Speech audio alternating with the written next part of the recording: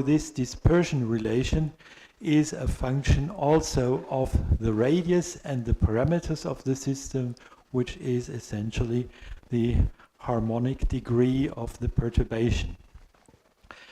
We have defined two frequencies appearing in this dispersion relation, which is the Brand-Waiseli frequency given by minus gravity times the quantity A. We have seen that the quantity A is essentially the gradient of the entropy within the star. And the second frequency is the Lamp frequency, which is essentially given by the sound speed squared. Okay, these are the quantities which appear in this relation, and now we would like to interpret this local dispersion relation and see what this dispersion relation offers as physical insights about the waves traveling, the non-radial waves traveling in our star. Okay, so to identify the various terms or the various waves which are contained in this dispersion relation, we require first the Brand-Waiseli frequency to vanish. So we set A equal to 0 and look what will happen to our dispersion relation. It becomes simpler, and once we do this, put GA equal to 0, then we are left with k squared. Then this dispersion relation reduces to k squared, is given by sigma squared, essentially minus the Lamp frequency squared, times 1 over the sound speed squared. What does it mean for the character of our perturbations? Well, if k squared is positive, then we have a so-called oscillatory behavior. Then we have traveling waves or oscillatory waves. Once k squared is negative, then we have exponential behavior in terms of the dependence on radial coordinate. Then we have a so-called evanescent behavior. Then the waves will no longer be allowed to travel, but they decay exponentially. This is the case for this type of waves once the oscillatory behavior is present. For this type of waves, once sigma squared is essentially bigger than the Lamp frequency squared. What is the character of these waves?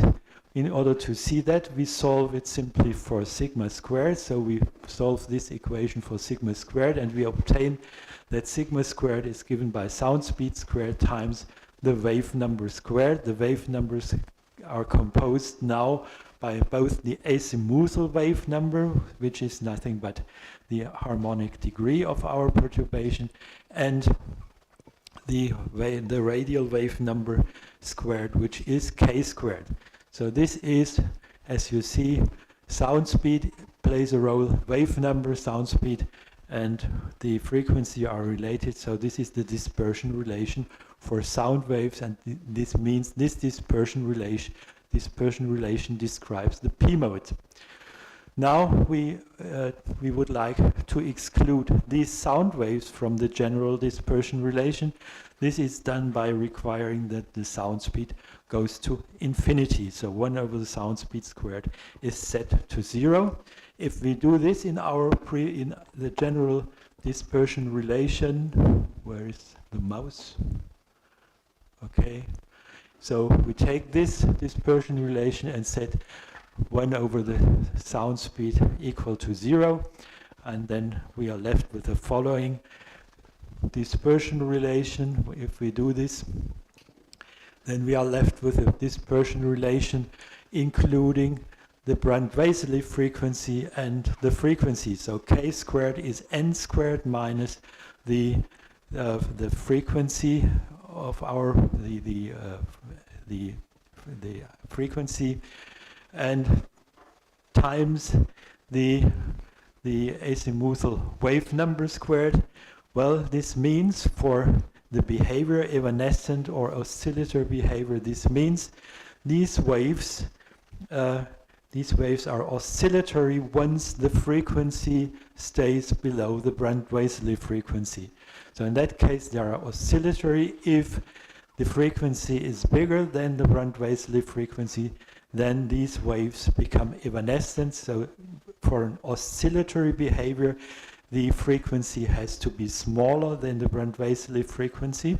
Otherwise, these waves are evanescent. It's just the opposite to the sound waves. For the sound waves to become oscillatory, the frequency has to lie above the lamp frequency. Here, for this type of modes, we have that the frequency has to be below some limiting frequency, which is the Brand-Weiseli frequency. Now we do the same as above. We solve this dispersion relation for sigma squared, and we are left with then the following dispersion relation: omega squared, where omega squared is simply sigma squared times 4 pi g mean density. This is done, or this transformation is done in order to get the usual formulation, the standard formulation. We obtain then that omega squared, the frequency squared, is given by the Brand-Weiseli frequency squared divided by the ratio of the radial and the azimuthal wave numbers. So this is the typical dispersion relation of gravity waves. So our dispersion relation both describes the sound waves and the gravity waves together. And by either asking for zero entropy gradient or by infinite sound speed, we can extract them in pure form from the general dispersion relation. Okay, now let's consider this last dispersion relation for the gravity waves. Well, if n squared, which is given by minus gravity times the quantity A times essentially the entropy gradient, if n squared is smaller than 0, then obviously omega squared is also smaller than 0. I remind you, in the adiabatic case, the omega squared has to be real, because the adiabatic perturbation problem is self-adjoint. So the instability can arise in the adiabatic approximation only through negative values of omega squared. In that case, we have an exponential, a purely exponential non-oscillatory instability, whereas stability is characterized with positive omega squared. In this case, we have neutrally stable oscillating modes. So what we see here, if n squared is negative, then omega squared becomes negative, and we have an instability for n squared smaller than 0, and we have stability omega squared bigger than 0 for n squared bigger than 0. Okay, well, this we have found now an instability with respect to non-radial perturbations, and of course we would like to know what is the physics of this instability, and could it be somehow be correlated or related to the instability we have discussed previously in connection with stellar evolution. I remind you, we have discussed an instability caused by an instability of the stratification, and if you remember vaguely, then you will remember that this had to do with the gradient of the entropy. So the question is, how are these instabilities related with the instability we find here for n squared smaller than 0, and the instability we found once we considered the stability of the stratification of a stratification within a star.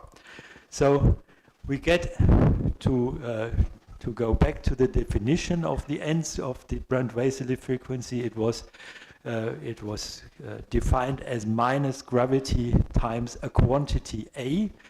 Well, if we relate the sign for stability or instability of n squared to the sign of A, because minus g is simply the gravity, we cannot change its sign, then this means the minus g means that we have stability in that case when A is smaller than 0, or instability if this quantity A is bigger than 0. Or if alternatively, if we identify the quantity A with the gradient of the entropy, we have stability once the entropy increases in the star from the center to the surface. Once it decreases from the center to the surface, we have instability. Now, let us compare the quantity Q, whose sign was made responsible for stability or instability in our previous analysis, studying the stratification. Then we will find out, if we compare these quantities, that this quantity A is simply by a factor of 1 over rho identical with the quantity Q. That means the result of the stability or instability investigation is identical. We get the identical criterion for the onset of instability or for the prevailing stability from this consideration, from this local dispersion relation for gravity waves within a star, and our previous analysis where we in detail considered the stratification, the stability of the stratification. So the criteria are identical. Well, the quantities which enter here, which is the entropy gradient here, or this quantity A, are identical, so that means we are dealing with the same instability and the same physics. So we got to the same result. It would have been a disaster if we would not have arrived at the same result, but it's gratifying. We arrive at the same result, both with our previous stability considerations and with the local dispersion relation for gravity waves in our star. Okay, so we don't need to discuss this now in any detail, because it's exactly the same result, the same stability or instability criterion derived before. It's the same physics, and the discussion of this instability, of course, remains the same. Well, the quantity A in detail is now given by 1 over rho density gradient minus 1 over sound speed squared times the pressure gradient. Perhaps you remember this bracketed term and its relation to the onset of a convective instability, or if the sound speed goes to infinity, well, then this term will drop out, and only the density gradient will be responsible for stability or instability. We have stability then for decreasing density with height or with going towards the surface of the star, and instability if the density increases. Well, this is the Rayleigh-Taylor criterion again. Well, we don't need to discuss it again. So this contains all those stratification instabilities like Rayleigh-Taylor instability, instability with respect to convection, either expressed in terms of the Schwarzschild criterion, if we do not allow for the change of chemical composition, or we end up with Ledoux's criterion if we admit a stratification of chemical composition. So everything is the same, and the discussion which we did previously remains valid and can be directly transferred to this case as well. Okay, so if we rewrite now the criterion in terms of the density of the pressure and the temperature gradient rather than in terms of the density and the pressure, then this quantity A is written in terms of the difference between nabla and nabla-adiabatic, and then we obtain Schwarzschild criterion for the onset of convection. Well, I'm not sure where the mouse has gone. Here we are, but it doesn't move. Okay, I'll go a little bit down. Oops, that's too much. Okay, then we arrive at Schwarzschild criterion, which says stability if nabla is smaller than nabla-adiabatic, and instability if nabla is bigger than nabla-adiabatic. And similarly, we can derive Ledoux criterion by assuming for the equation of state that the density does also depend on the chemical composition.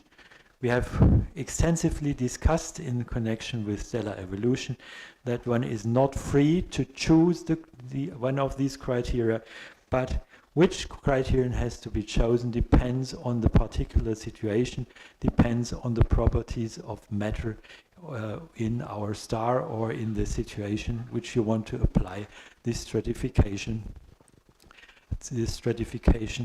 stability criterion. Okay, so we have both on both ways, both in the stellar evolution and here considering gravity waves, we have arrived at the same stability or instability criterion. Okay. Now, well, we now consider this dispersion relation in the opposite way, rather than considering it as a function for the wave number depending on the frequency. We now solve this equation for the frequency and as depending on the wave number. Well, let's go back and let's have a look what the dispersion relation looks like originally. Well, we have the sigma squared term here, and we have the 1 over sigma squared term here. So it's a fourth order equation in sigma squared. So we have to solve at least a quadratic equation for sigma squared.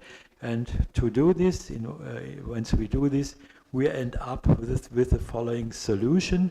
Now, the sigma is now considered as a function of the wave number k. It is a little bit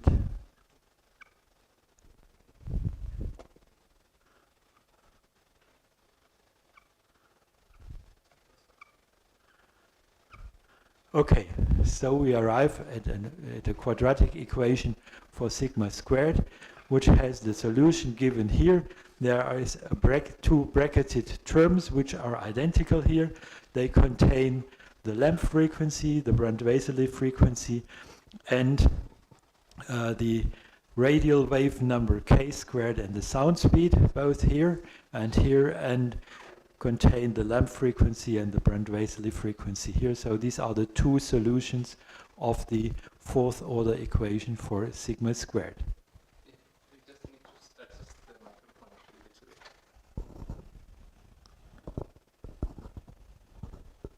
Okay, is that better? Okay, thanks. Well, to give it a more convenient form, let's consider large wave numbers, so large values of both the harmonic degree and the radial wave number. Then if we do this, then we expand the root appearing here. So if you take large values of k, large values of L and k, then this means the SL becomes large and the k squared becomes large. So this root might be expanded, and we are left with two branches, one plus minus this expression here, and these two branches are given in detail by the following expression. So sigma plus is simply the bracketed term, and sigma minus squared, the lower sign, is SL squared over n squared. divided by the bracket. Okay, this bracket can be expanded for large values of wave number L and K. The bracketed term is given simply by the wave number squared, the total wave number squared, times the sound speed squared. So what do we obtain finally for the modes here? Sigma plus squared times 4 pi g rho bar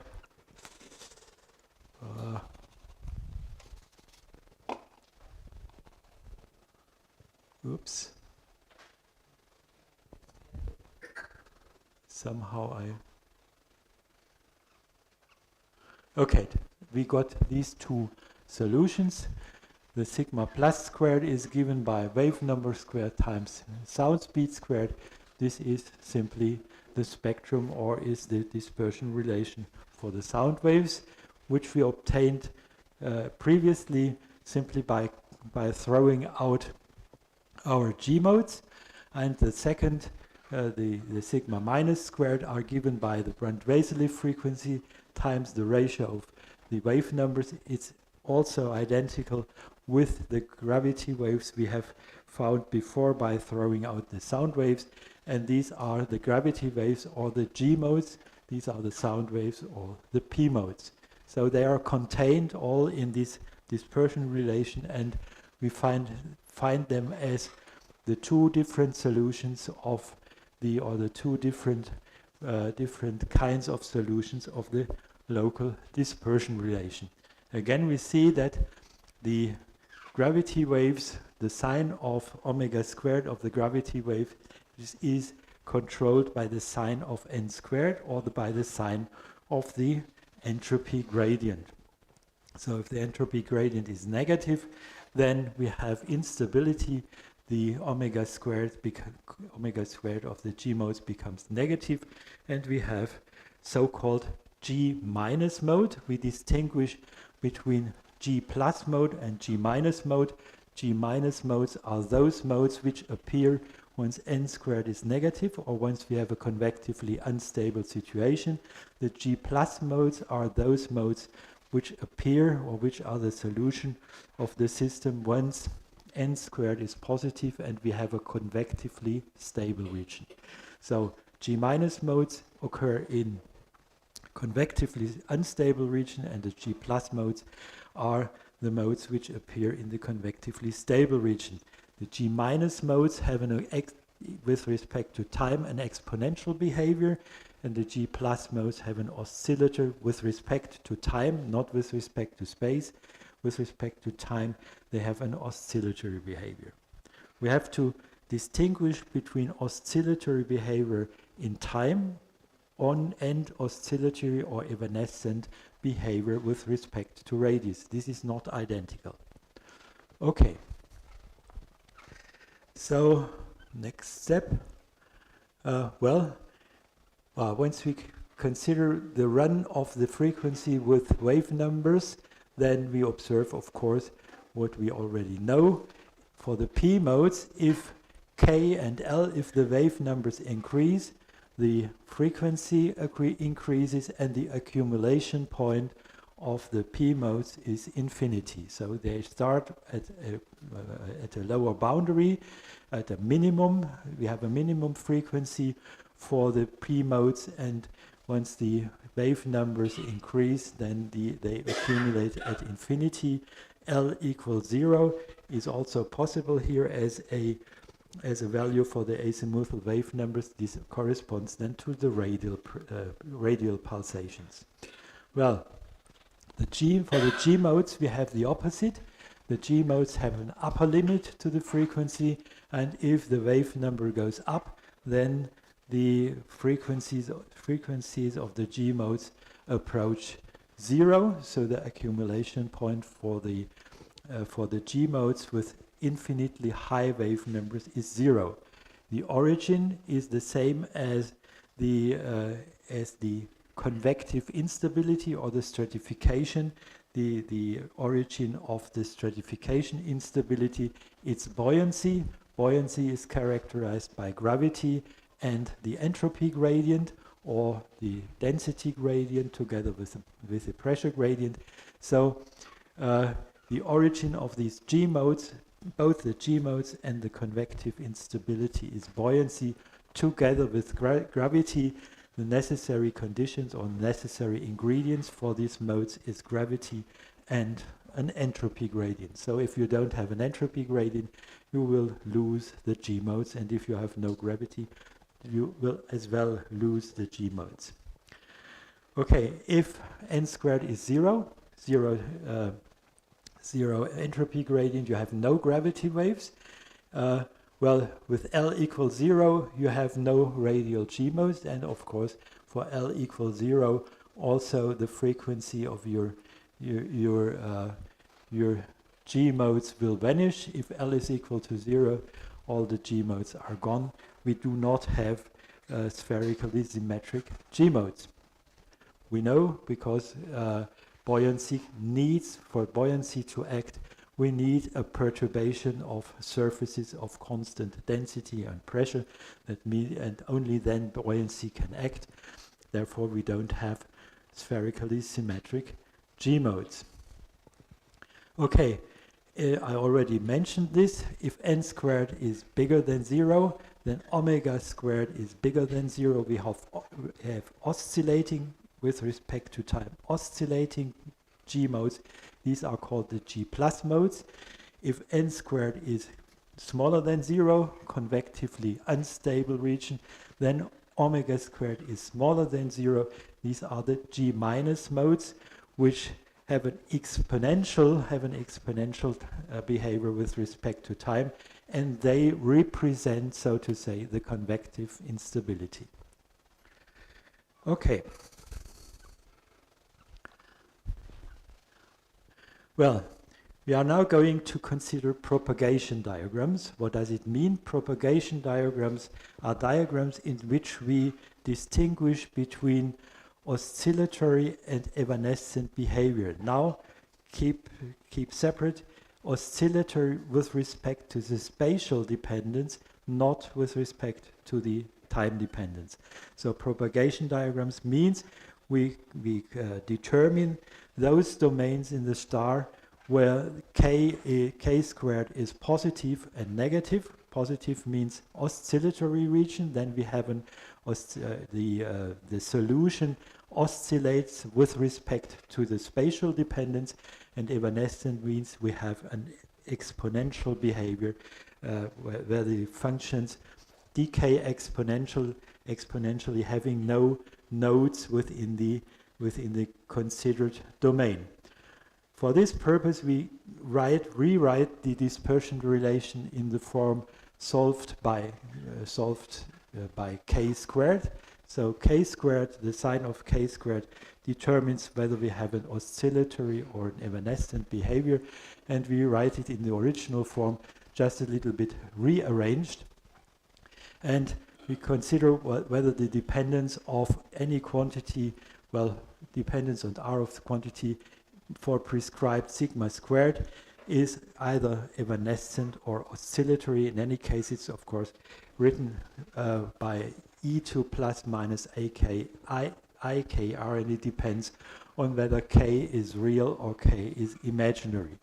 Again, to remind you, oscillatory means K squared bigger than 0, K squared smaller than 0, and K imaginary means an evanescent behavior.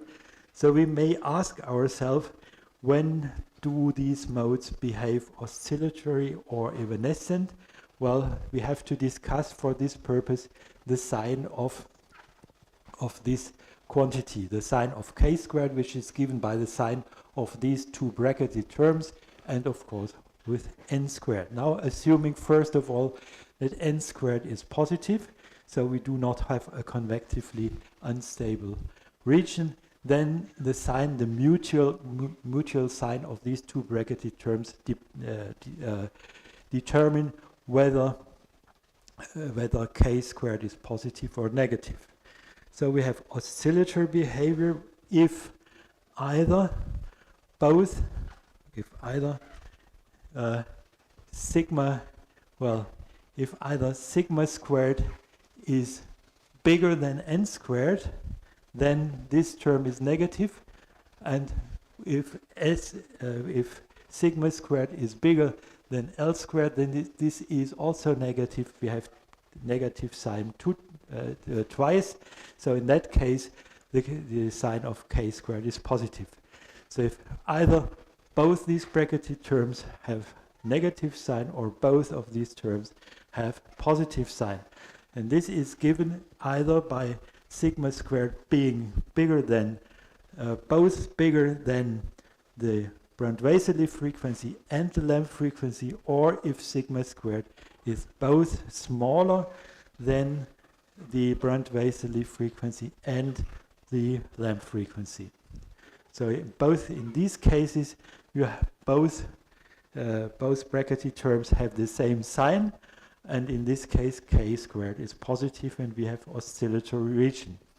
If they differ in sign, we have negative value for k squared, and therefore we have evanescent behavior.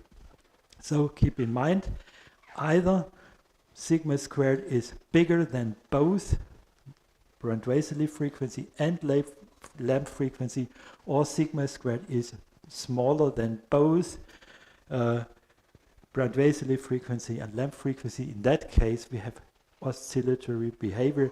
In any other case, of course, which is left, then if sigma squared is bigger than n squared and smaller, at the same time smaller at Lamb frequency, and if sigma squared is smaller than n squared and at the same time bigger than than Lamb frequency, then we have evanescent behavior.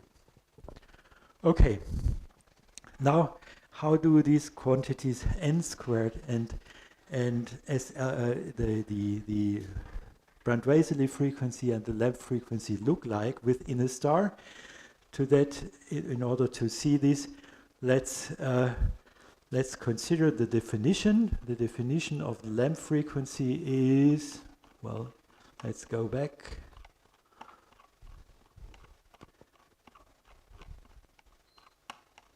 Sorry, takes just a second. Lamb frequency and, well, the Lamb frequency is essentially the sound speed squared, so it will be bigger. It goes with over r squared the Lamb frequency. So this is a monotonic function, which it diverges like 1 over r squared, and it goes down to small values at the outer boundary. So it's a monotonically decreasing function within the star. Well, at the center we have 1 over r squared, so it diverges, and also sound speed is big. If we go to the surface, then sound speed becomes small, so it's a monotonically decreasing function from inside to outside. What about n squared? Well, for the center of the star, the gravity goes to 0, because gm over r squared goes linearly with radius, and also the quantity A involves gradients of density and pressure. The density gradient is 0 in the center. We have a horizontal tangent in the center, and also for the pressure. So the n squared goes to 0 in the center, and at the surface, well, we have terms like 1 over the density and 1 over the pressure time. Well, the quantity A, well, gravity of course has a finite value at the surface, but A goes like, A is proportional to 1 over rho times d rho by dr plus minus 1 over c squared times the 1 over p times dp by dr. So the sound speed becomes small close to the surface, and also the pressure becomes small. So we expect high values for the Brand-Waiseli frequency at the outer boundary of the star. So this seems to be a more or less increasing monotonically. Actually, it's not monotonically. We will see this in a moment, but it increases from the center to the surface. So it is an increasing function, whereas lamp frequency is a decreasing function. So let us see schematically how the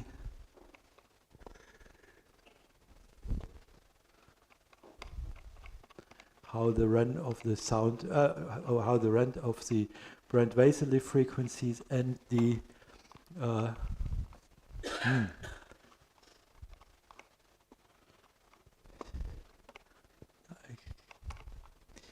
I cannot scroll down here.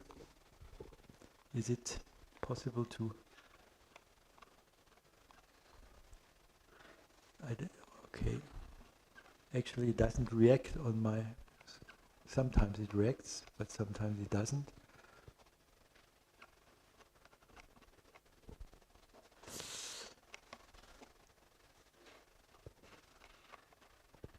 Sorry. But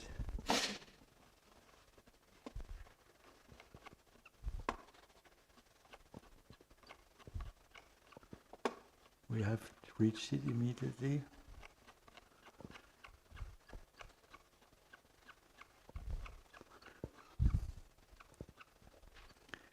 Okay, so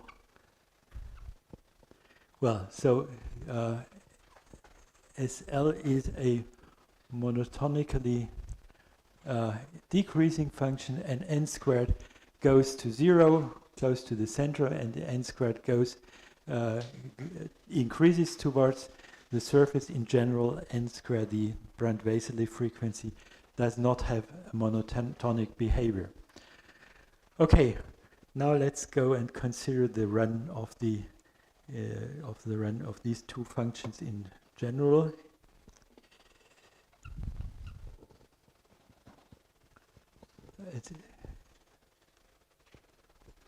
I cannot scroll down.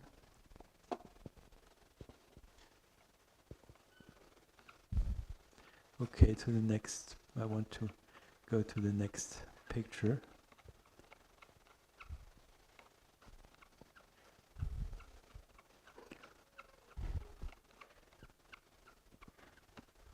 Here we are. Okay, now here the frequency is plotted. Maybe I can go a little bit down. Oops, just to see the bottom boundary here. That's fine, that's fine, that's fine. Okay, so here we have plotted the frequency squared as a function of position within the star. Here the lamp frequency, which is a decreasing function as a function of radius, and the Brent-Wasserli frequency being 0 in the center and increasing towards the surface. So what we can distinguish between evanescent and oscillatory regions.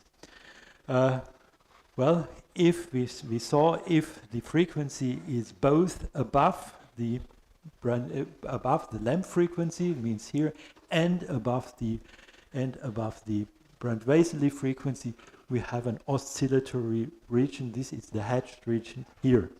If the frequency is both below the Brent-Wasserli frequency and below the lamp frequency, we have again an oscillatory region, and in any other region we have evanescent behavior. Why is that important? Well, if you remember, in the very beginning of this lecture we have considered the pulsations of a star as standing waves within the star. Alternatively, we have taken the analog of the organ pipe. So we have taken or considered both in the organ pipe and in the star the pulsations as standing waves. Once we would like to have standing waves, we need oscillatory behavior, because with evanescent or exponential behavior we would not be able to generate a standing wave. Well, that means in this part of the star, or in this frequency position or frequency and radius domains, we do not have standing waves, or we cannot generate standing waves. So we need these regions in terms of frequency and radius to generate or to construct standing waves. So what we are doing now, we're doing the same as we do intuitively for an organ pipe. We fill in standing waves in our oscillatory region, so we can fit in waves or standing waves only between these boundaries in the oscillatory domain. Here we cannot fill in any wave. So we fill in some wave. For instance, we fill in a standing wave with one node, with two nodes, with three nodes.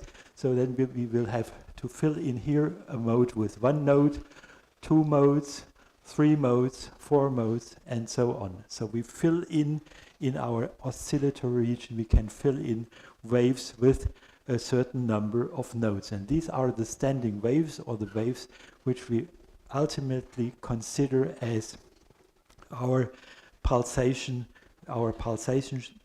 spectrum, or our standing waves representing stellar pulsations.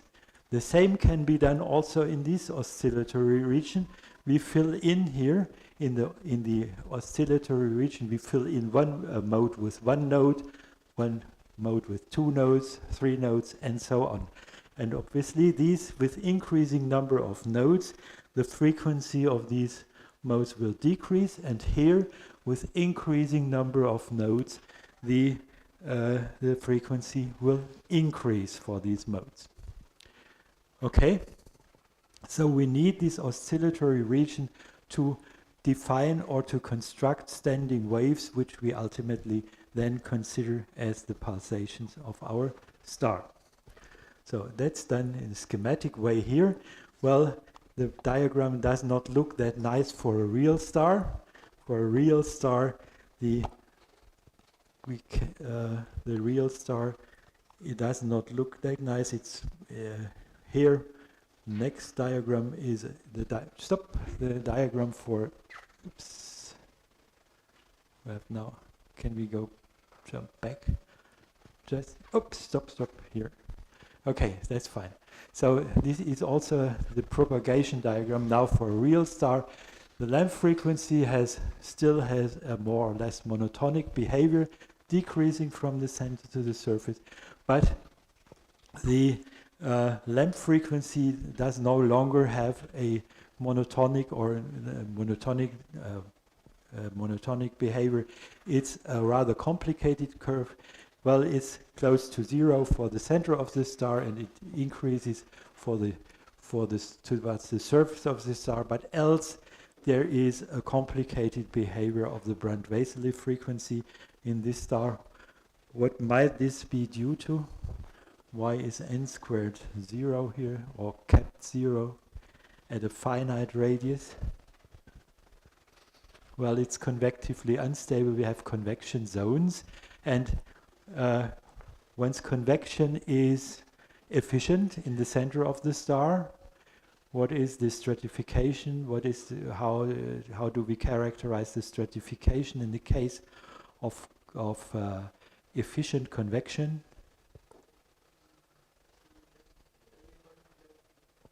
Pardon? Yes, nabla is equal to nabla adiabatic, and what does it mean with respect to the entropy gradient? It is 0, so n squared is 0, and that's what happens here.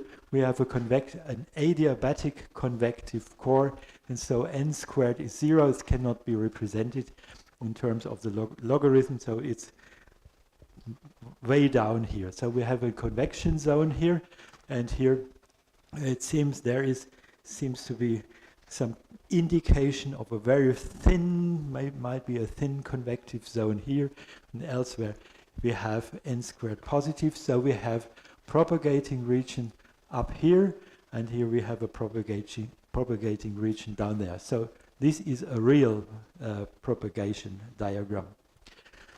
Okay, so now let's go back and consider what we will. Can we go back again?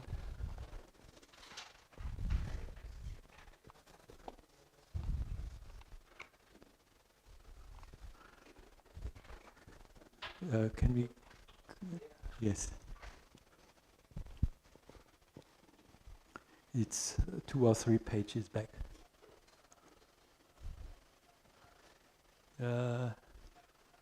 Yes, that's it. It's a little bit down again.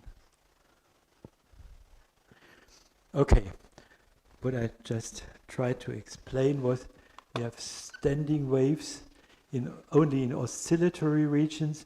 The evanescent regions are forbidden, so to say, and the discrete spectrum can only be determined by the oscillatory region, because only there we can have the standing waves.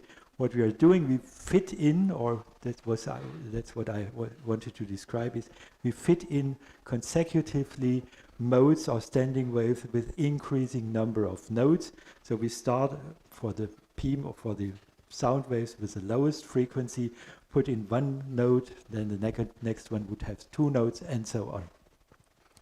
The oscillatory character, of course, means we have the character of a propagating wave.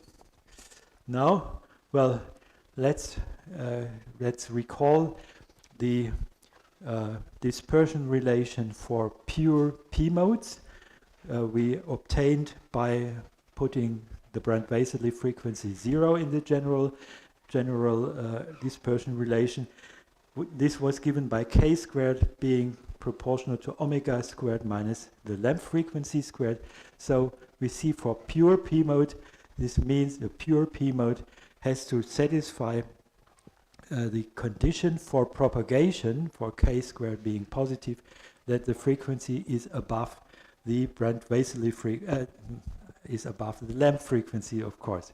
That means those modes which are on the upper part, on the upper propagating region, these are the P mode. The oscillate is the P mode oscillatory regime, and similarly, those modes for which, well, if we take now the dispersion relation for the pure P modes, we found that for these modes to be propagating or to be oscillatory, the frequency has to be smaller than the Brand-Weiserle frequency. So for pure P modes, we have the oscillatory region below the Brand-Weiserle frequency. So the domain of oscillatory regions of the combined system, which is below at the bottom, we had two in the schematic diagram. We had two propagating regions. The upper one is the P mode propagation region, and the bottom one is, so to say, the G mode propagating region, because omega squared, once omega squared is bigger than the length frequency, we have propagating character, otherwise evanescent character, and the opposite is true for the G modes. They are oscillatory for omega squared smaller than n squared and evanescent elsewhere. Okay, so we may associate G and P mode character according to which we have frequencies above the length frequencies or below the Brand-Weiserle frequency. So in our picture shown before, the bottom part is the G mode oscillatory region, and the top part is the P mode oscillatory region. Now I would like to go a little bit down. Okay, now let us go to some real or to some more or less schematic propagation diagram. Well, then in the less ideal diagram or less schematic diagram, we have an overlapping of the G and P mode propagation domains. So if we go down,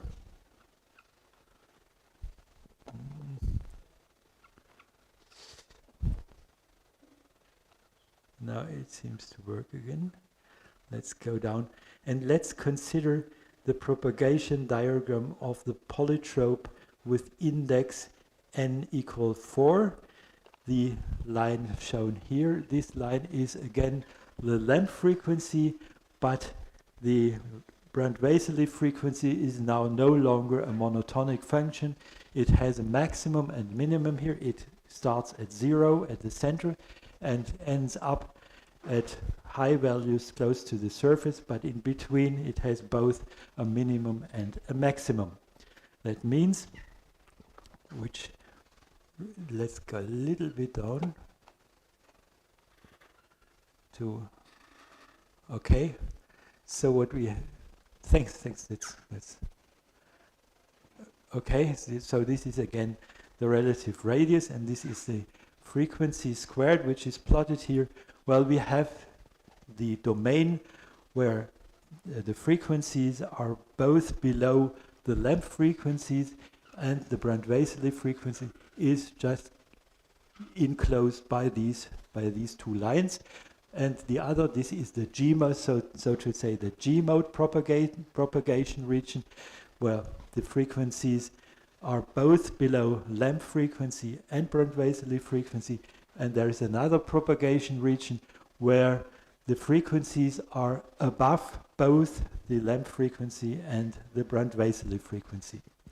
So now they are not well separated, but they overlap. That means there are frequencies, once we have a mode somewhere here, and frequencies which have two propagation region, one in the G mode propagation region and one in the P mode propagation region. And they are separated by a very tiny evanescent zone here. The evanescent zone is very, very small here, but in this range, the modes are evanescent, so they become exponential here. But in these two parts, they are oscillatory, and they may have, if you have a mode here, they may have a propagating or oscillatory character. G mode oscillatory character on the left part, and a P mode oscillatory character on the right part.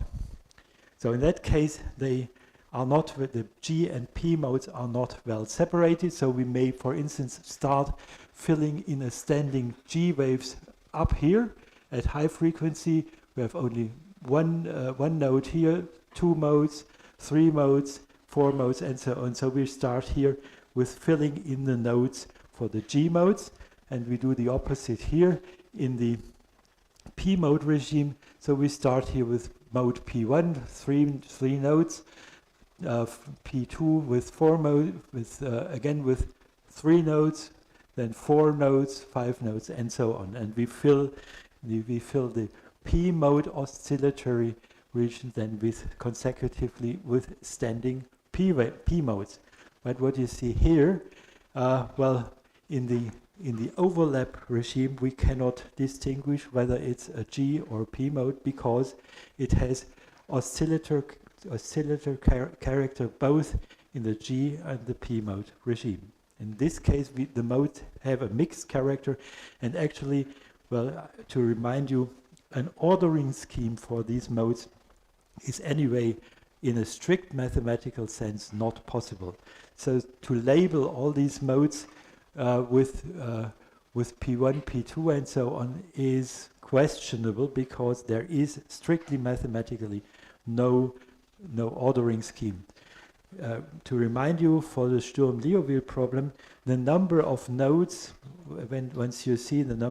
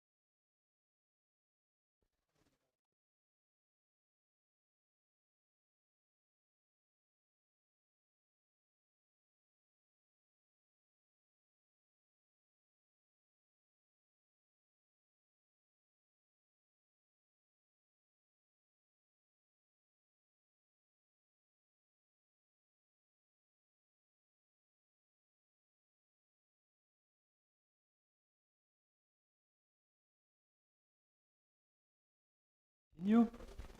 Well, we have seen for the example of a polytrope of index n equal 4 that for very high frequencies we can actually follow the procedure by filling in nodes for standing P mode, or for very low frequency we can fill in our oscillatory region for the G mode range. We can fill in the nodes to construct a standing G modes, but in between we have a domain where we can have both a G mode propagating or a G mode oscillatory region and a G mode oscillatory region at the same time for a mode. So if we consider this as a standing wave, we cannot distinguish whether it's a G mode standing wave or a P mode standing wave. The character of this mode is not determined. It has a mixed character. It's neither a G mode, neither a pure G mode, nor a pure P mode.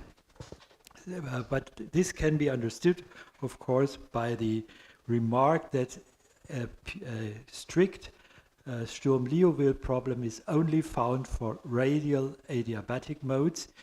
It is no longer a Sturm-Liouville problem, and therefore also no natural classification scheme for the modes does exist, where we can associate with a number of nodes in the eigenfunction, where we can associate the order of a mode. So there is in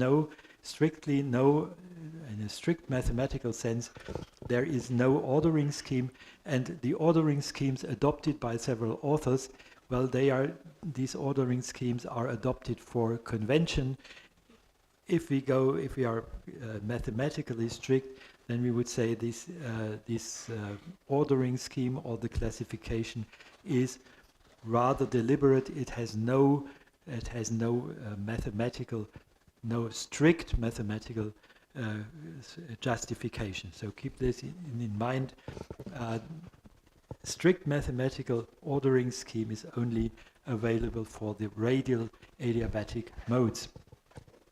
Well, another point might be mentioned, the G plus modes. Well, you can discuss, of course, with the dispersion relation of G modes, you can discuss both signs of n squared. N squared positive means we have a convectively stable region, and n squared negative it means we have a convectively unstable region. And you can now discuss the sign of k squared depending on the sign of n squared and on the sign of omega squared. In the convective region we have the omega minus modes, which are the unstable modes representing the convective instability. And in the once n squared is positive, we have positive omega squared. These are the G plus modes, and we can discuss now the propagation properties of omega of the G plus and G minus modes in the various domains where we have either convective stability or convective instability. That means where we have negative and positive signs of the Brand-Weseley frequency. And if we do this, we can you can discuss the sign of k squared depending on sign of n squared and omega squared, and you will find the following properties of the G plus and the G minus modes. The G plus modes oscillate in the convective. The G plus modes, these are the stable, neutrally stable modes, oscillate now with respect to the radial dependence. Do not confuse time and spatial oscillatory behavior. So they oscillate with respect to the radial dependence in the convectively stable, in the radiative region, whereas the G minus modes oscillate with respect to radius in the convective region, and they are evanescent in the other region. So the G plus modes are evanescent in the convectively unstable region, and the G minus modes, they are evanescent in the convectively stable regions. This is just a matter of discussion of the of the sine of k squared, depending on the sines of n squared and omega squared. Okay, well, the last remark here is the propagation diagrams have so far been discussed and developed for adiabatic pulsations, and they are strictly useful, or maybe used in a strict sense only if we consider adiabatic pulsations. The question is whether they are also applicable in non-adiabatic environments. The answer is largely yes. You can apply also this discussion with respect to oscillation, propagation, evanescence, exponential decay also for non-adiabatic environments. But of course it is not derived for these environments, so you have to be careful once you interpret the behavior of a certain mode with respect to propagation, and you have a highly non-adiabatic environment. So actually it's found to be applicable, but you should be aware that it's not derived for this case, and you in certain cases may get misinterpretations, so be careful.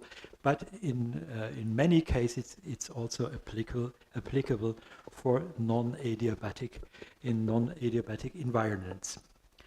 Okay, now let's go again to our models. Well, we have discussed the propagation diagram for the polytrope of n equals 4. This is given here, and well, we have here the run of the frequencies of the radial frequencies as a function of time for some stellar models. So these are the frequencies.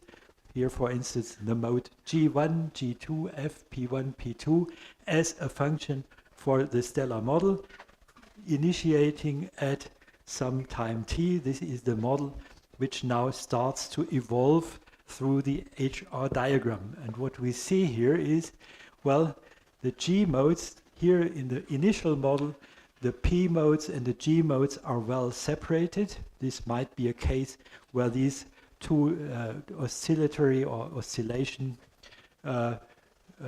domains do not overlap, and this may change now during evolution, so that the G mode propagation region overlaps with the P mode propagation region, and this means that the G modes increase in frequency, whereas the P modes almost stay on their stay at a constant frequency.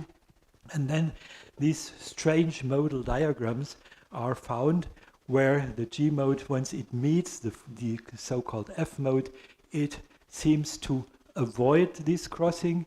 Here it seems to avoid the crossing with the P mode, and so on.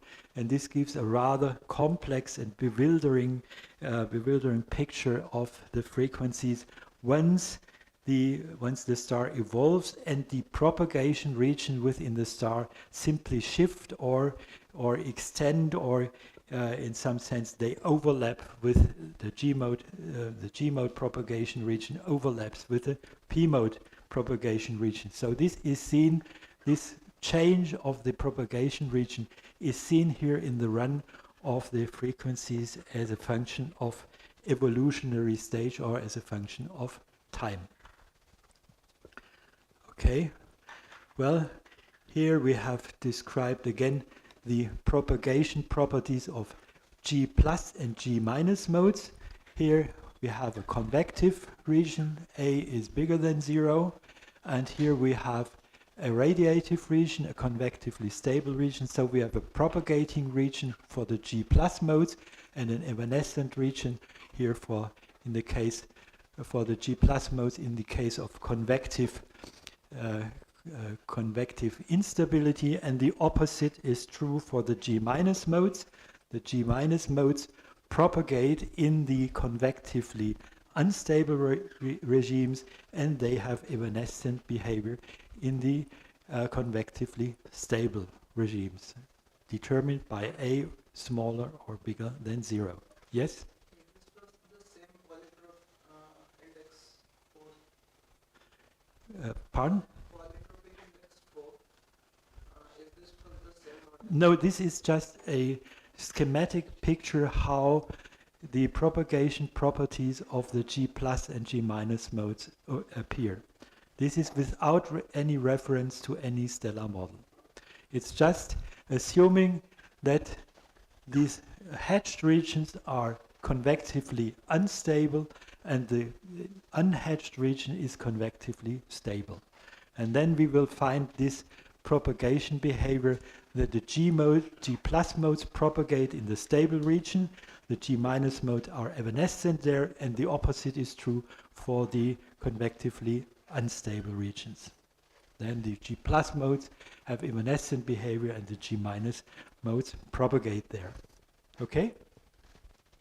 No reference to any stellar model here. Okay, well, with respect to the question whether these propagation discussions, evanescence discussions are also applicable to a non-adiabatic problem, well, I have to present to you some accident, the results of some accident which happened to me some time ago. Well, I calculated the non-adiabatic frequencies and the eigenfunctions of an extreme hydrogen deficient carbon star, of an extreme helium star. And what I ended up with, well, I used the Riccati method, which we have discussed as a method to calculate or to efficiently and accurately calculate the eigenfrequencies. And what happened, one of these modes took more than half an hour to integrate or to determine the eigenfrequencies. Then I was a bit puzzled and thought, what might be the origin of this long computing time? And I went to see the eigenfunction, and maybe I get some information through the eigenfunction what happened to that mode. So plotted here are two components of the eigenfunction. So the eigenfunction consists of 8 components. We have 4 temperature, pressure, luminosity, and the Lagrangian displacement, times 2 because these are complex quantities. So as an example, we have 2 components of the eigenfunction here, given as a function of the logarithm of the pressure of the hydrostatic background model. So here logarithm is small, so here we have our photosphere, and down there is the center of the star. So it doesn't look very surprising.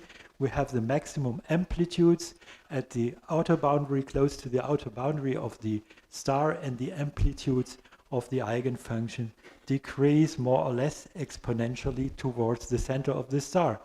So nothing really happens here, and it was not clear why this takes so much computing time. So then I went and expanded the scale of this eigenfunction. Well, the eigenfunction is normalized to unity. The eigenfunctions are always determined only up to a complex constant. Why? Solutions of the perturbation problem, which are the eigenfunctions, are determined only up to a complex constant. So we can always multiply the eigenfunction with a complex constant, and we can get again an eigenfunction. So why is that? The reason, we have a linear system. So the system, the perturbation equations is a linear equation, and the solutions are determined only up to a complex constant. So this is normalized to unity. This is the maximum amplitude which appears here. So what's going on here? Now let's expand simply the scale here, going from -1 to +1, and let's expand it a little bit. What happens? Well, first of all, we see some more oscillations on the outer edge of our model. Well, this is also expected because this is a typical P mode. decays exponentially, and there are some additional nodes here, but once you go here, it starts suddenly oscillating again, and it starts rapidly oscillating once we go to higher values of log p or further inside the star. So this occurs to oscillate around log p around 40, and if we expand this scale even more, then we end up with a rapidly oscillating part of this eigenfunction with low amplitude, with amplitude 10 to minus 4, but rapidly oscillating. And here we have an oscillating part, whereas this seems to be some barrier for the mode which shields or screens the oscillating regions in the center of the star. Well, how could we interpret this? Well, we resort to the propagation diagram or the propagation properties of a wave of this kind. Well, so what we do then is we consider the propagation diagram for this mode. The horizontal line is the frequency of the mode we have determined, and the lamp frequency is the dotted line here, whereas the Brand-Waiseli frequency is this line denoted by stars given here. So, according to our understanding, where are the propagation regions?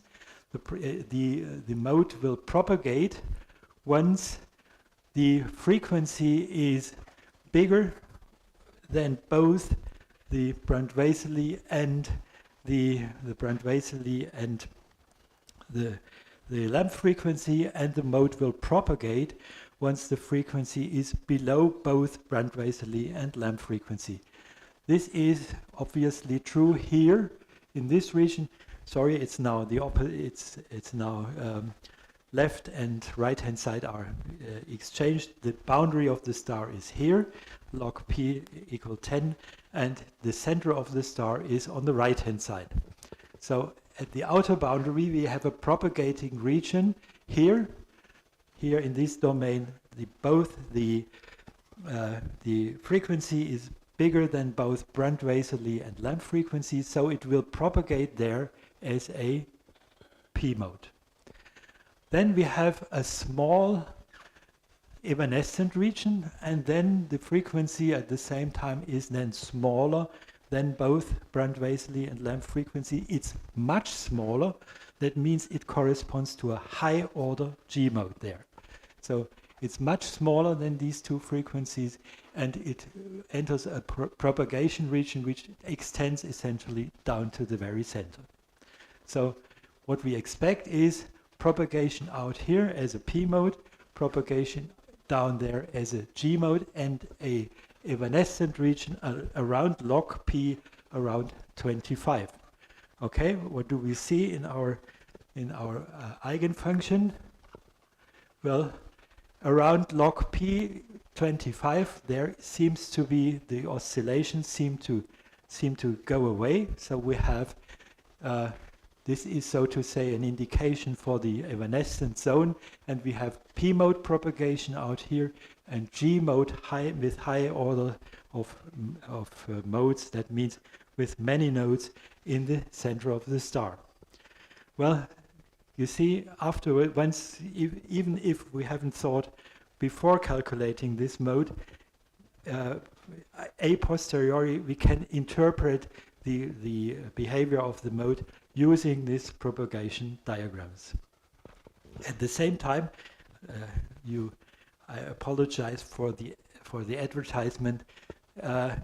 This is done by the Riccati method, and you see the how powerful this method is, even without knowing the run of the eigenfunction and the run of the equations or the run of the variables which we need to integrate. It reliably calculates both also the domain where we have very high very strong oscillations with very short wavelength and highly a strongly oscillating function, which for resolution will need lots of points, which is not accessible through matrix methods, because in order to resolve such a fast oscillating function, you need so many points that your matrices will become ill-conditioned, and you cannot really calculate the resulting linear problem. This is not a problem for the Riccati method, being a shooting method where you can just follow all these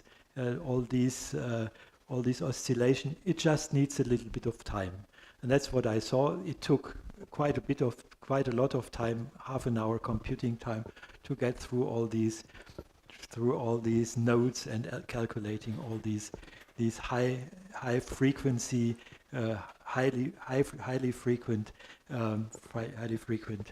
behavior of the eigenfunction. So that's an example, first of all, how the propagation diagrams may be used to explain the run of the eigenfunction, and also a demonstration of the capability of the Riccati method. Okay, now, okay, so let me just give you a small illustration of what we found so far. Well, in a schematic way, the modes which we found so far may now be described as the G plus and G minus modes, if we have convectively stable or convectively unstable domains. So we have either G plus or G minus mode. They have a maximum frequency, which is the Brand-Wasserli frequency, and with increasing order they approach zero frequency. Here the frequency is given as a function of the harmonic degree L. Then we have the P modes, whose frequencies have a minimum frequency and whose frequencies increase with the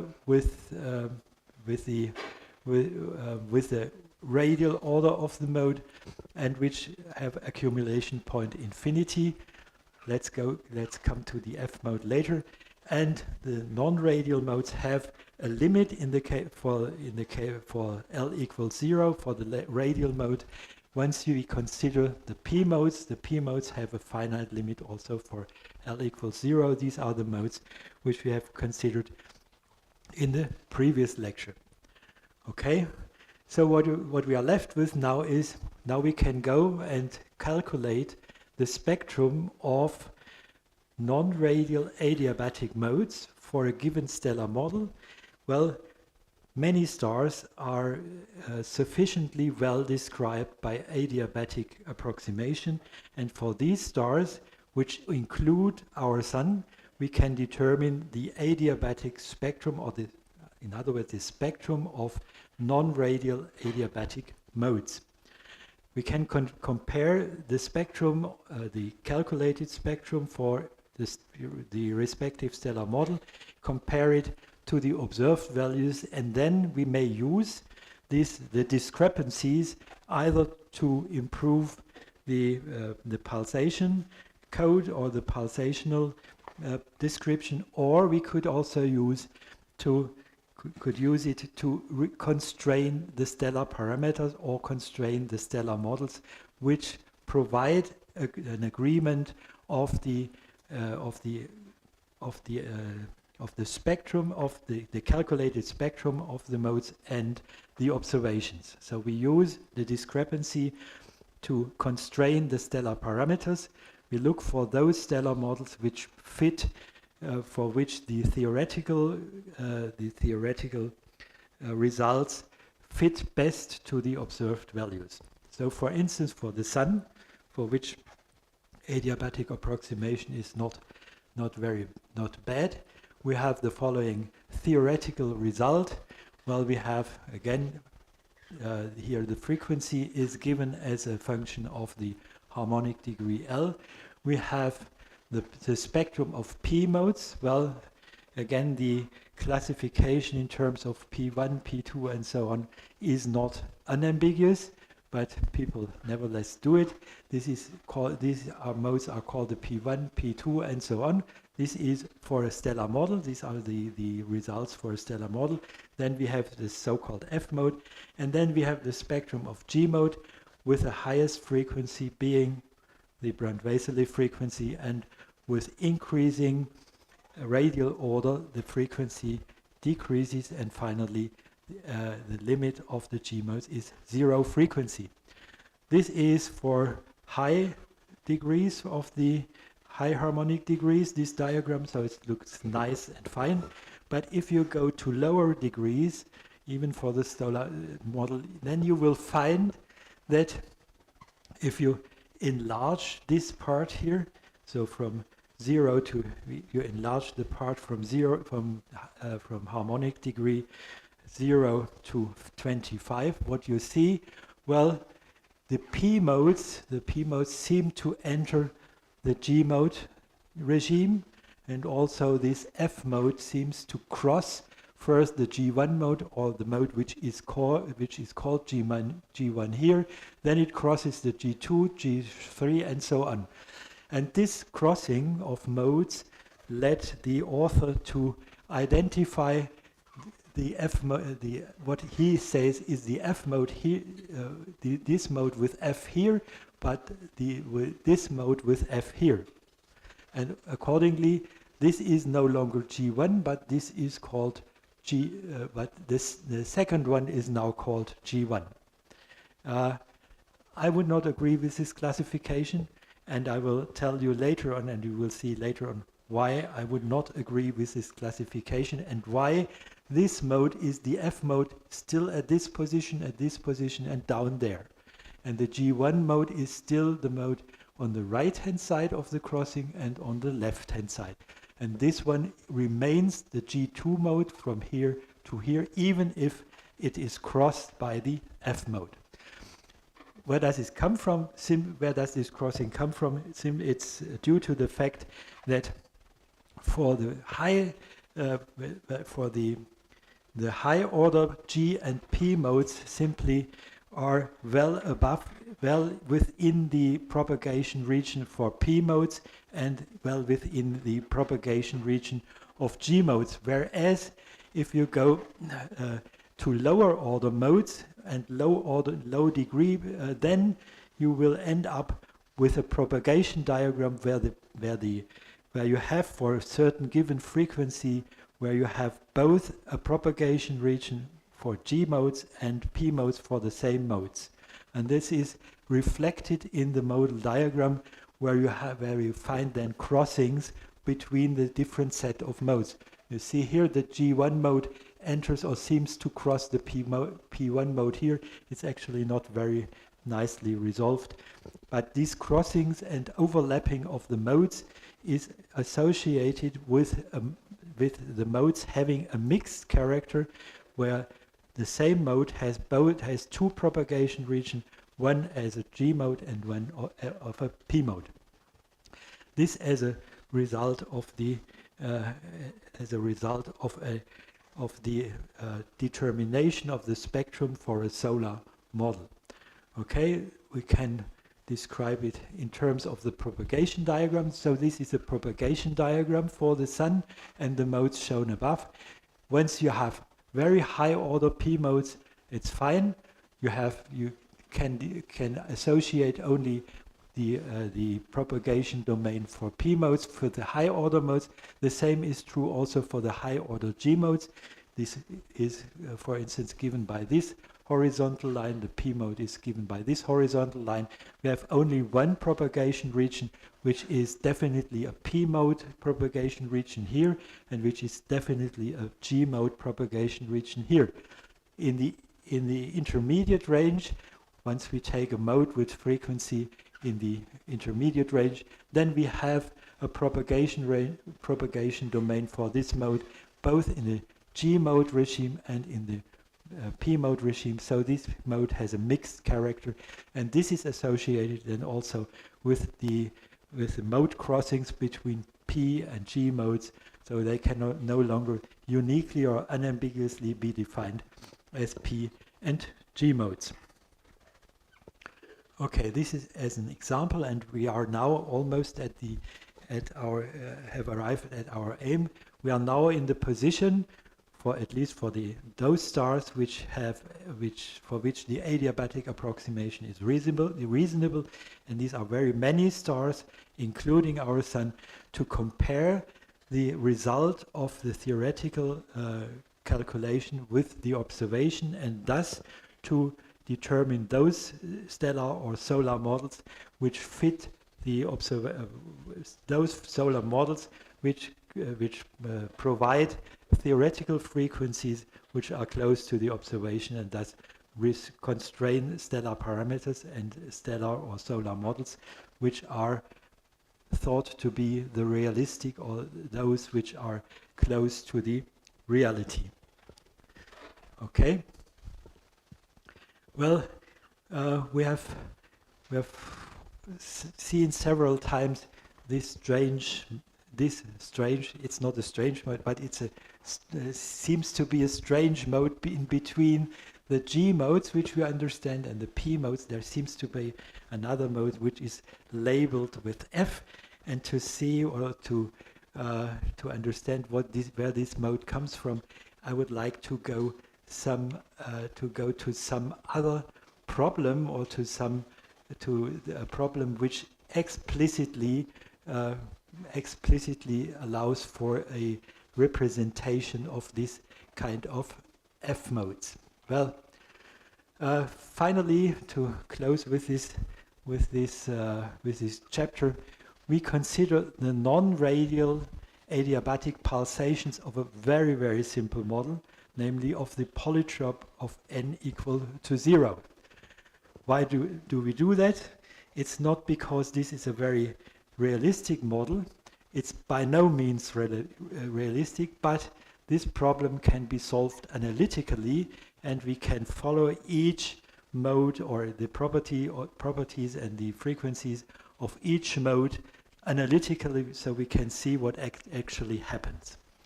Okay, to remind you, n equals 0 polytrope is a star for which the density is assumed to be constant, and we have explicitly calculated the pressure stratification in that star. The pressure is given by central pressure times a parabolic profile, so this goes with 1 minus radius over the 1 minus radial coordinate divided by the total radius of the star squared. We also saw that for this object, or for this configuration, the Brand-Weiseli frequency is negative, so we have convectively unstable configuration, and we expect only G minus modes. Okay, I don't want to take you through the entire mathematics, because that's rather complicated. This is rather time-consuming, and it's rather technical. So I don't want to take you through all the analysis. Well, just a few things which I want to say. It's in this case the potential, the Poisson's equation decouples from the rest, and due to this decoupling, the perturbation equations, reduced to second order problem, which then can be solved analytically in terms of hypergeometric functions. You probably will not be familiar with hypergeometric or confluent hypergeometric functions. Well, these are functions which have been studied in detail in the last, or in the 19th century. So we know a lot about the properties of these hypergeometric functions. So the solution can be given in terms of hypergeometric functions. And finally, if we go through all the analysis and adopt the normalization that now sigma squared is the dimensionless frequency, it's a little bit, the normalization is a little bit different from that which we have used so far. It differs by a factor of order unity. Adopting this normalization, then we end up with the following formula, analytical formula for the eigenvalues. n now does not denote the polytropic index, but it counts the radial order of our modes. So we have an index counting the nodes, the radial nodes of our eigenfunctions, and this number counting the node, counting the order of our nodes is of course a parameter of the eigenfrequency. So what we end up with is that sigma with index n and l, the eigenfrequency depends on the, of course, on the azimuthal wave number or on the harmonic degree L, and on the radial order of the mode. And this is given then by dn plus minus, so it's a solution of a quadratic equation, dn plus minus dn squared plus L times L plus 1 to the power 1/2, where the upper sign, the plus sign, denotes the p modes and the minus sign denotes the g minus modes. We do only have g minus modes. Well, with dn being explicitly given by the adiabatic index, of course we expect the adiabatic index to occur there because it's a parameter of our equations, so it appears also in the solution for the eigenfrequencies, and it depends on the radial order n and the azimuthal degree L.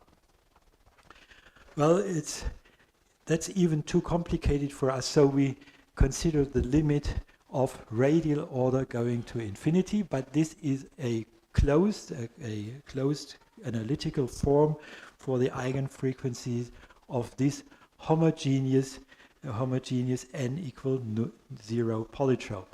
And so we obtain for the p modes, we obtain as an approximation for n going to infinity that sigma nl squared is given by n squared times the adiabatic index plus L times L plus 1 over gamma adiabatic n squared. So this is the spectrum, resembles the spectrum of p modes for this polytrope, for this n, for this homogeneous model. And the g minus modes, they go with L times L plus 1 over n squared. Of course, these are g minus modes, so this is negative here. So they go with the ratio of the azimuthal order divided by the radial order. Well, so we have the spectrum of p and g minus mode for this configuration, and well, these solutions also allow for a singular solution of these equations, which is called the F mode or the Kelvin mode. This mode, there's only a single mode left apart from the G minus modes and the P modes, which is given by, or which is determined by the harmonic degree L only.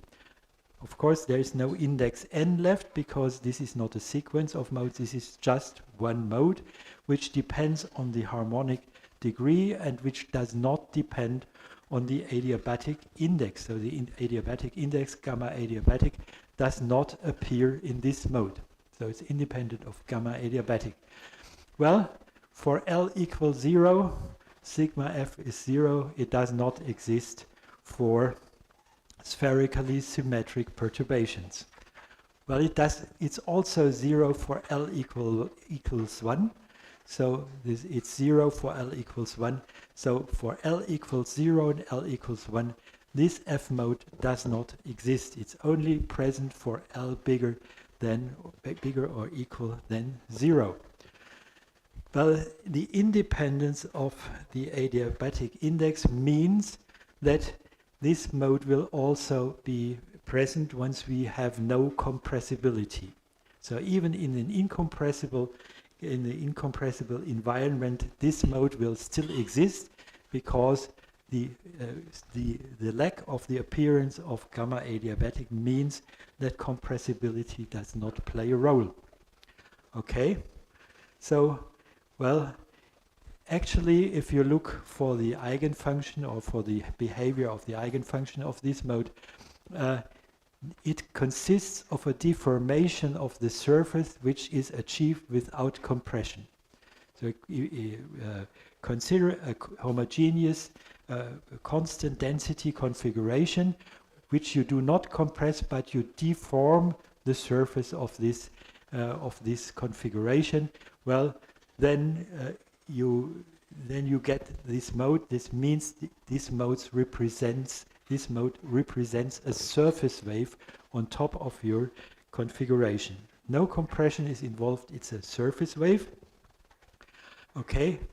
Well, a surface wave in spherical geometry. Well, you cannot have a surface wave in spherical geometry keeping the volume of your star fixed, because if you want to change the volume of your star, then compressibility will enter. Compressibility will be important. So this means surface wave with spherical geometry is not possible. You have to deform your surface wave. That means spherical symmetry is not possible. That means this mode vanishes for L equals 1. Why does it vanish for L equals 0? It's not present. But why does it not appear for L equals 1 once this is a surface wave traveling on the surface of our star?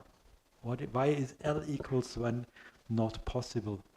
L equals 0, okay, we need to distort the surface in order to have a surface wave. With spherical geometry it's not possible. But why is the L equals 1 F mode excluded? A surface wave with the geometry of L equals 1. Well, how does it look like? So let us write down how it looks. Let's take our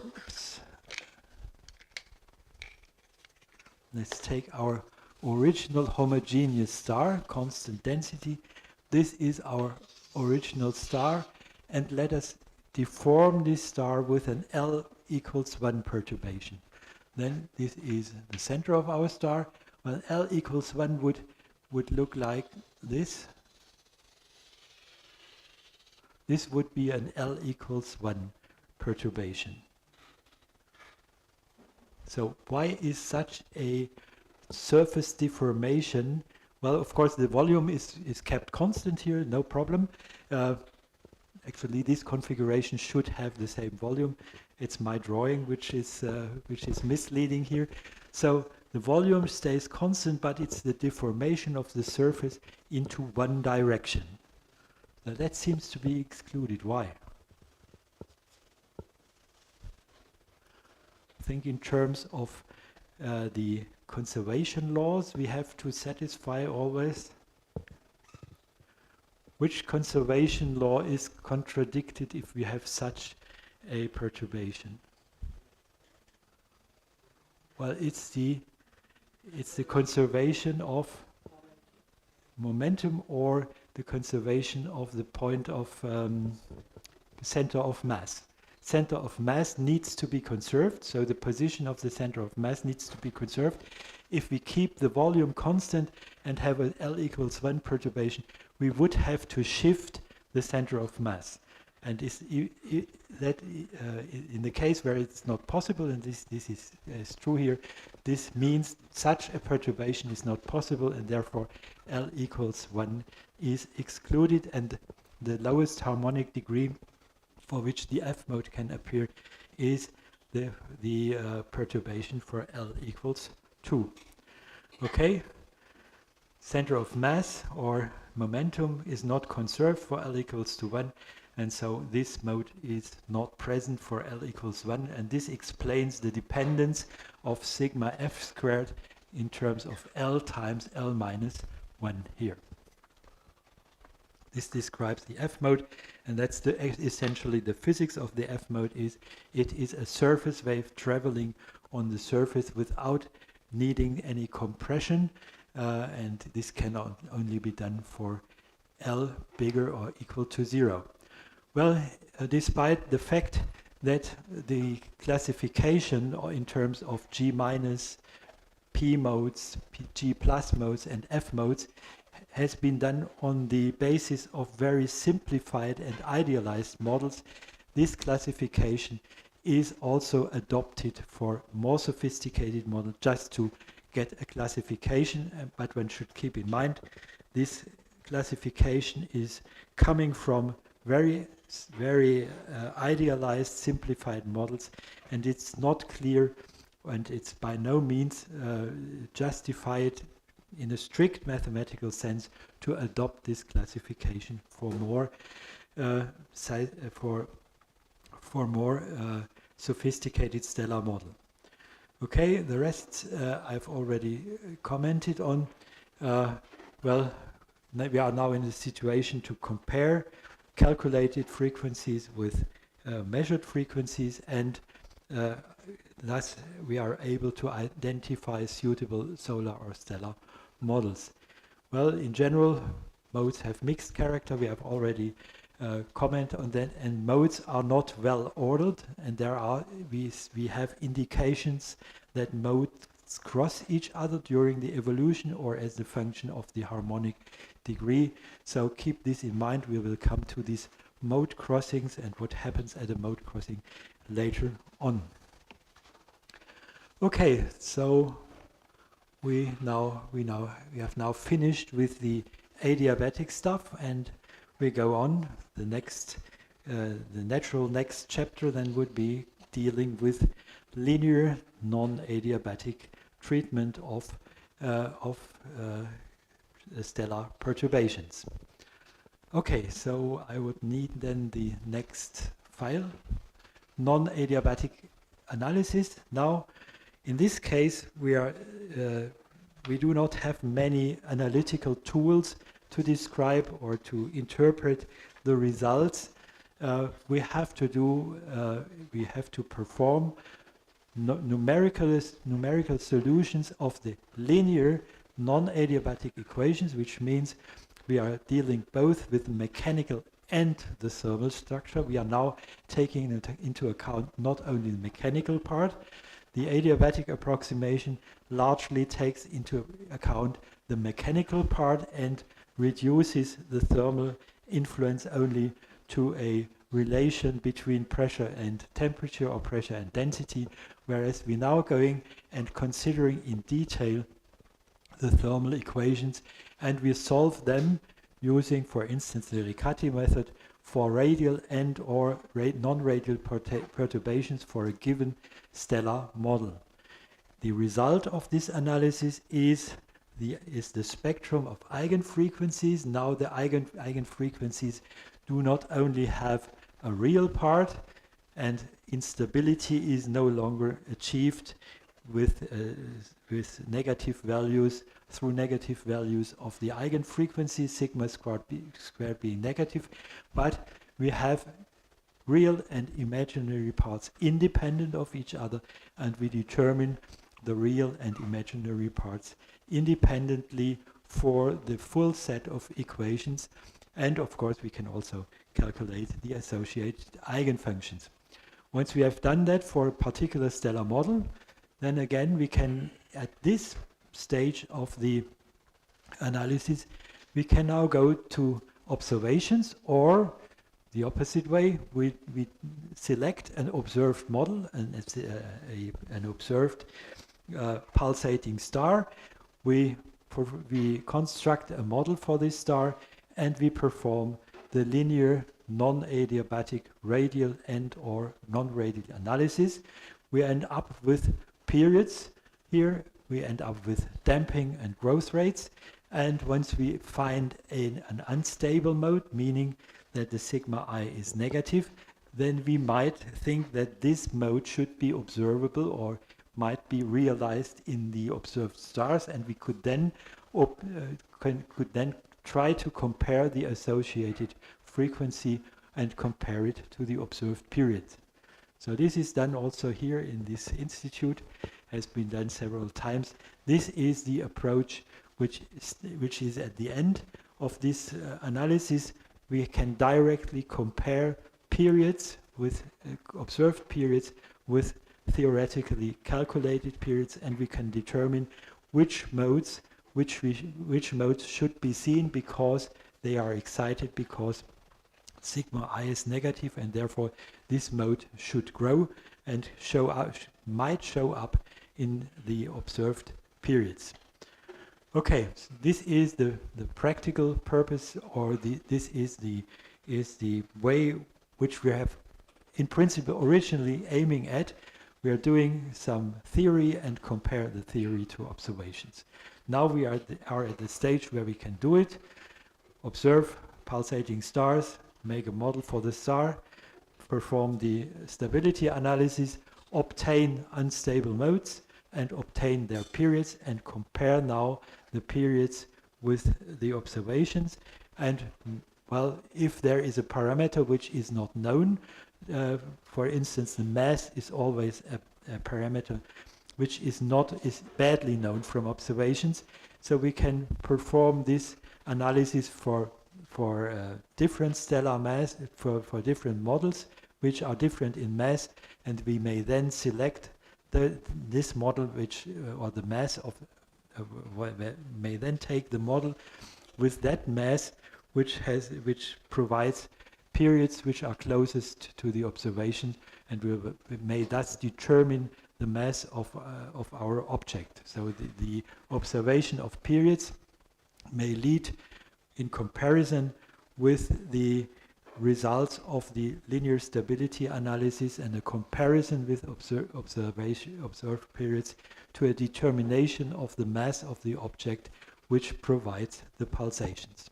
So in that case it might lead or might provide a tool to determine or to restrict stellar parameters and to restrict or to identify those stellar models which for the observed objects are have the highest likelihood to be the correct or to be appropriate models. Okay, well, another point, once we have an instability, of course, would be, well, we would like to understand this instability once we found a bit more intuitive way, or in other words, we would like to identify the mechanism which provides the instability which we found numerically in the numerical analysis of, or the numerical consideration of the pulsation equations. Okay, so another aim, and we'll follow this line now in the following, we would like to see what is the instability mechanism behind a negative value of sigma I found in the computations. A particularly useful tool, once we have the computation, to identify which might be the underlying instability mechanism for a negative value of the imaginary part of the eigenfrequency is the so-called work integral. This work integral is developed on the basis or on the hypothesis that an instability, that our stars are big heat engines, and during pulsations they transform or transfer heat energy into mechanical energy. Well, once a star pulsates, we have a kinetic energy. This kinetic energy must come from somewhere, and the hypothesis is or consists of saying, well, this mechanical energy, the kinetic mechanical energy, is ultimately generated from or taken from the heat content of our star. There is no other energy source from which the kinetic energy could come from, rather than gravitational or equivalently the thermal heat content of our star. So the star must, if this hypothesis is right, the star must act as a huge Carnot-type heat engine which transforms heat energy into mechanical energy. Okay? So it's a big diesel engine operating in the universe. Okay, so let's consider, once we're talking about transfer of heat energy into mechanical energy, we have to go back to thermodynamics, and we consider the changes of state of a mass element in a pressure volume diagram. Okay, so take a mass element within our star. The mass element, it has a certain pressure and a certain volume, and during a pulsation, during a cycle of a pulsation, we consider the path of this mass element in a pressure volume diagram. So if the motion, or if the pulsation is perfectly cyclic, a perfect circular or perfectly periodic motion, then this will be a closed loop in the pressure volume diagram. If it's perfectly periodic, then we'll start somewhere here, pressure becomes smaller and it increases here again, comes back to the same position. So in general, this path of a mass element within the pressure volume diagram is enclosing a certain area in the pressure volume diagram. What does this area in the pressure volume diagram mean, or how could we interpret this? Well, PdV is the work done by the mechanical work done by the mass element, or it is the work which is the mechanical energy which is dissipated by our mass element. PdV is the thermodynamic work either done by the mass element or consumed by the mass element. In this case, well, at this branch, if the pressure is falling and the volume is increased, what is the work done? Is it done by the element, or is consumed by the element?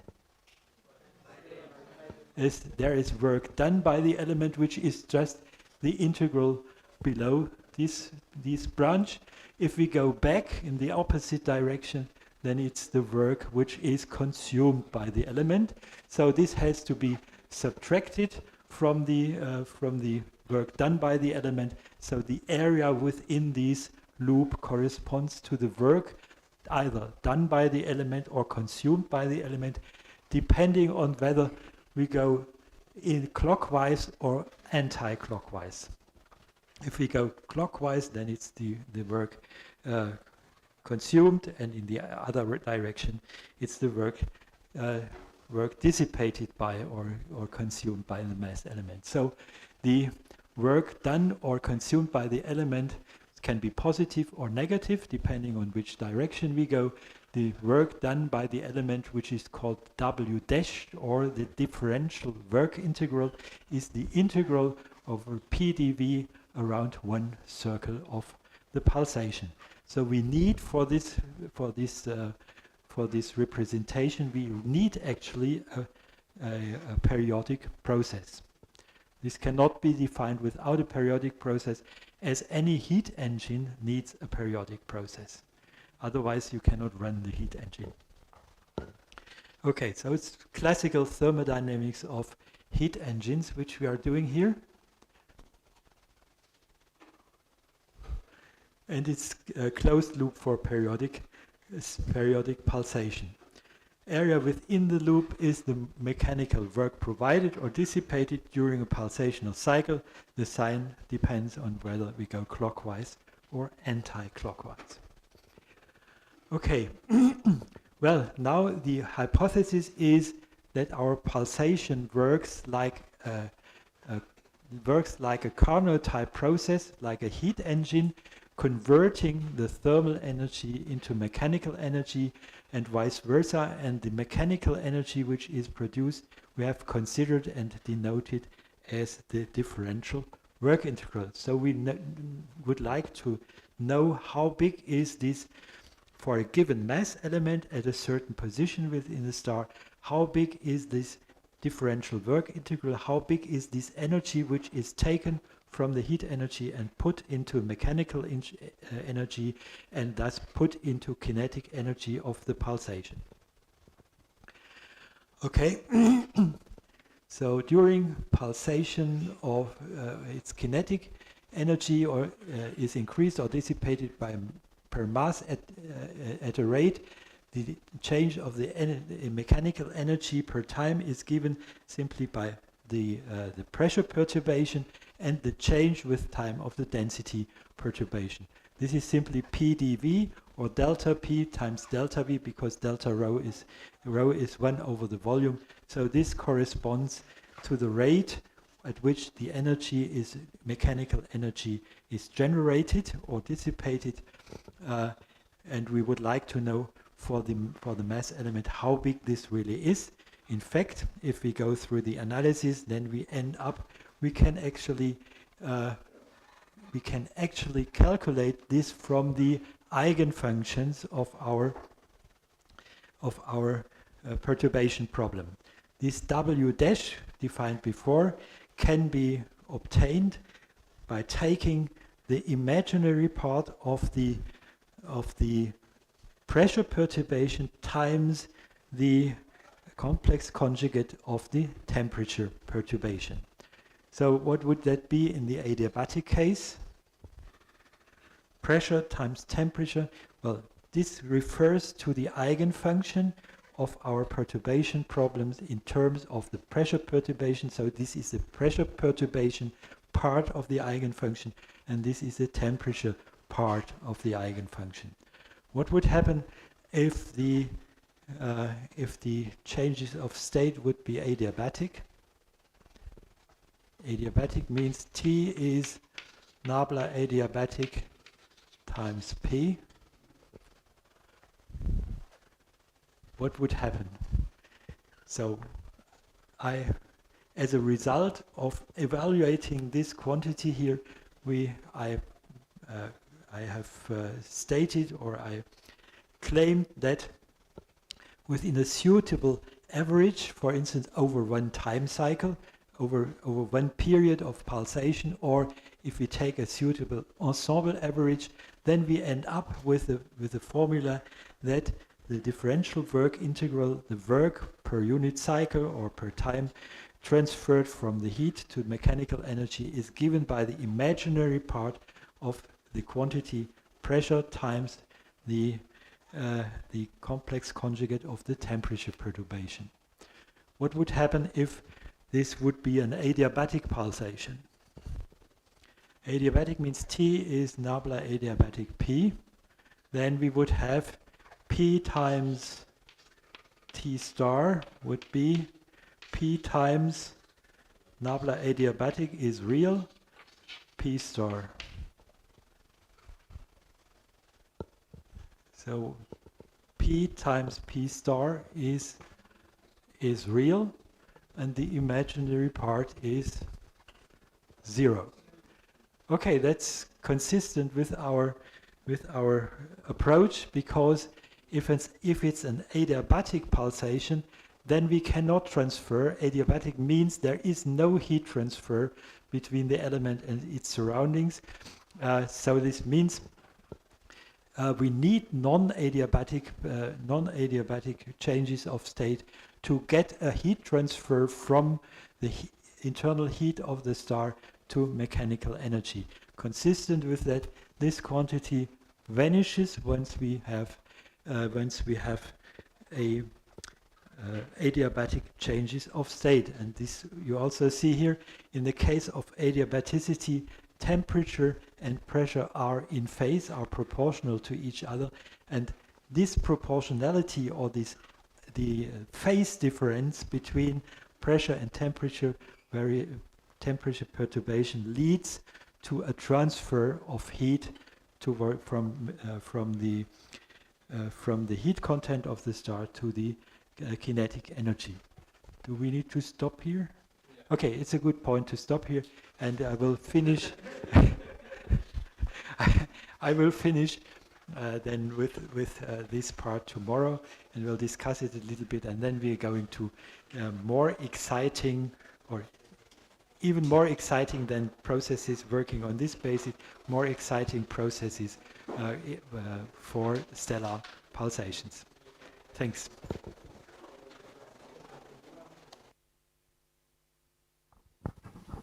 So announcement, we are going to have a group photo right now, and then in the second session we'll meet again at 3 p.m. and we'll continue our problem solving session, where we'll briefly discuss about different kind of pulsating stars across the HR diagram, and we'll take one case where we try to see analysis what Professor Glatzel has been showing today. We try to implement on B-type stars, and we see how much we can do by observing, by comparing the observations and the theory. Okay. Thank you very much, Professor.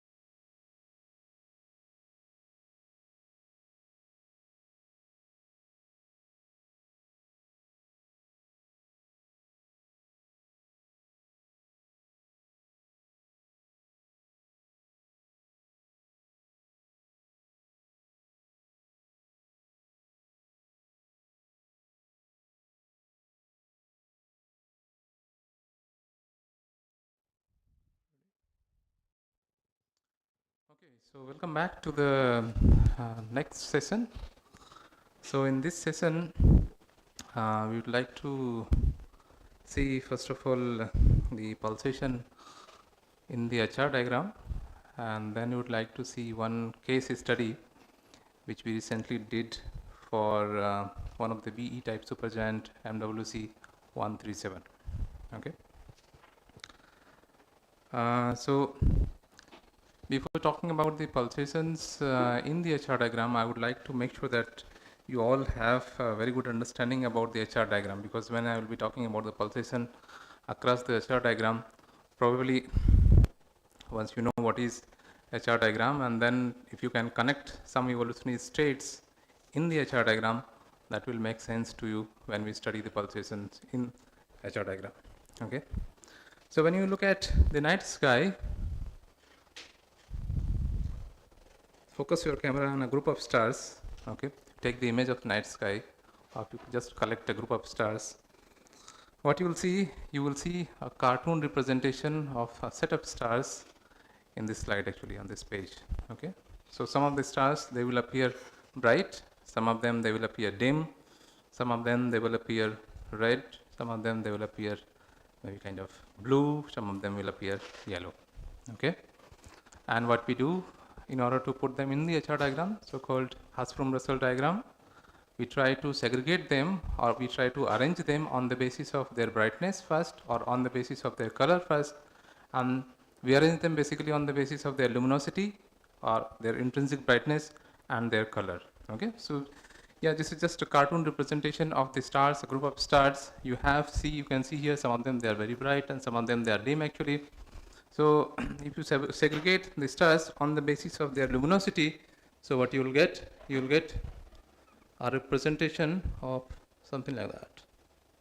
Okay, so you have the brightest stars, brightest ones in this collection is on the top, the dimmer ones here in the bottom. Okay, and then if you basically segregate again on the basis of their surface temperature or on the basis of their color, what you will end up getting,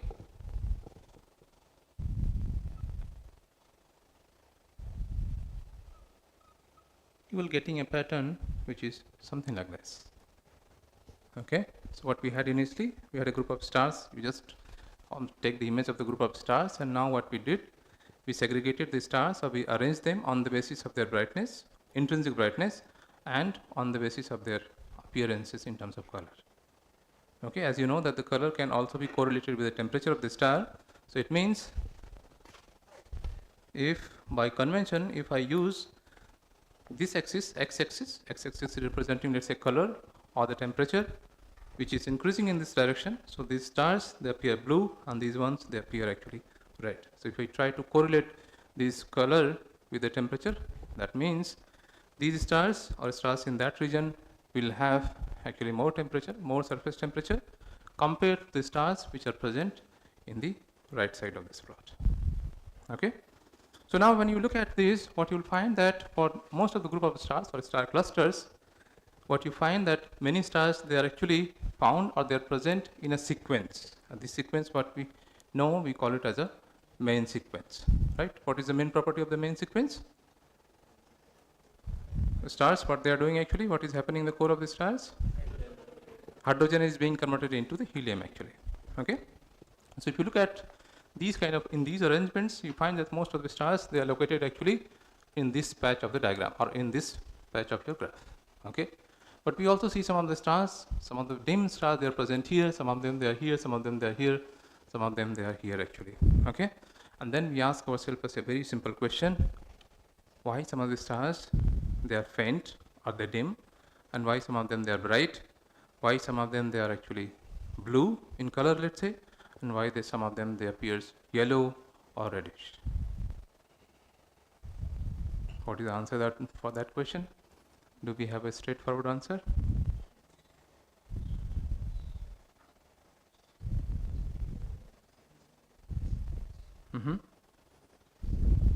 Why some of them they appear bright? What can be the reason?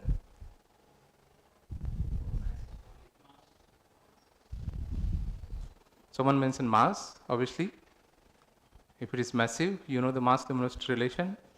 The more massive star, typically close to the main sequence, they appear brighter, or they should have more luminosity. Okay. So it means distance. Okay. So distance can also come into the picture here. But if we focus on the intrinsic brightness, means if we talk about the brightness, luminosity of the star, in that case, obviously many factors will come into the picture. Of distance will also come into the picture. For example, unless you are talking about the intrinsic brightness or the luminosity of the star and the mass of the star itself, and maybe the evolutionary state of the star. Maybe in a particular evolutionary state, the star itself is very bright compared to the other evolutionary state of the star. So in order to answer the question, why some of them they are bright, why some of them they are red or blue, we need a kind of theoretical understanding about, first of all, formation, then their evolution, and how they end their life actually. So basically, what you need to do in order to connect the dots between these locations of the stars, some of them they appear, some they appear they bright, some of them they are actually dim, some of them red, some of them blue. We need a stellar structure theory, stellar structure and evolution theory in order to connect these dots actually. Okay. Yeah, so this was the question I just wanted to mention here. So obviously some of them they are bright, dim, depends upon distance, and if you eliminate the distance, if you're talking about the intrinsic luminosity or intrinsic brightness in these cases, it will depend upon how massive your star is and then in what evolutionary fate the particular star is actually. Okay. The point is that in order to understand their appearances, their brightness, we need to have a stellar structure and evolutionary theory. And Professor Glatzel has already given you a brief overview about the stellar structure and evolution of the stars. Okay, so you already have some idea how the stars they evolve and what they eventually become. So I'm just going to rephrase, or I'm just going to revise the content which was actually presented earlier. Okay. Obviously, the theory of stellar structure and evolution is required in order to understand the appearances of the stars, what we see in the HR diagram. Okay. The overall evolutionary state, if I would like to just summarize without going into the details. So, stars they are formed basically from the giant molecular cloud. Okay, and when this giant molecular cloud satisfies the so-called GIAN's criteria, what will happen? The star formation will trigger, and you will have a lot of stars. These stars will form, and depending upon the initial mass of the star, they will evolve and they will go through the different evolutionary phases. For example, if your initial mass of the star is less than 8 solar mass, this 8 solar mass is not exactly 8 solar mass, it depends upon the chemical composition as well, but approximately 8 solar mass. So when the initial mass of these stars are less than 8 solar mass, so eventually what they go through the evolutionary state like red giant phase, and eventually they become planetary nebula, and they end their life, or they become at the end white dwarf. Okay, so all the stars having mass which is less than approximately 8 solar mass, they become white dwarf. Okay. Now the stars which are having initial mass greater than 8 solar mass, they go through the different evolutionary phases. For example, they become red supergiants, and they also explode as a supernova, and depending upon what is their initial mass, they either become neutron star or they become black hole. Okay. Typically, the value or initial mass value for the case of neutron star, or to become a neutron star, is in the range of 8 solar mass to 25 solar mass. So if the initial mass of the star is somewhere between 8 to 25 solar mass, the final fate, or the final outcome of the star would be a neutron star, and if the mass of the star is more than 25 solar mass, the star will eventually become a black hole. Okay, so this is a typical stellar evolution kind of scenario. Obviously, these values, what I'm saying, 8 solar mass, 25 solar mass, they are not that strict, but it's kind of approximate value. If you want to remember any value in your, just for any calculation. So just to summarize, the final fate of the star is actually either the star will become a white dwarf if the mass of the star is less than, initial mass of the star is less than 8 solar mass, it will become a white dwarf. If it is in the range of 8 to 25 solar mass, it will become a neutron star, and if it is more than 25 solar mass, it will become a black hole. Okay, so this is a kind of general picture what we have in stellar evolution. Now, some of the stars, you remember that when Professor Glatzel was summarizing the conditions what we need for the case of hydrogen burning, so obviously we need some extreme condition in order to have nuclear burning at the center of the stars. Some of the stars, when the mass of the star is the initial mass of these, these objects, calling them a star would be, not ideal. So when the mass of these objects or protostars would be less than 0.1 solar mass, sometimes it is also referred as 0.08 solar mass, which is required for the so-called minimum mass for hydrogen burning actually. Okay. So when the mass of these objects are less than 0.1 or 0.08 solar mass, these stars or these objects will not be in a position to burn hydrogen. So at the end, they will become kind of, we call them as a brown dwarf, or we define them as a brown dwarf, and they will evolve on a very long time scale actually. Okay.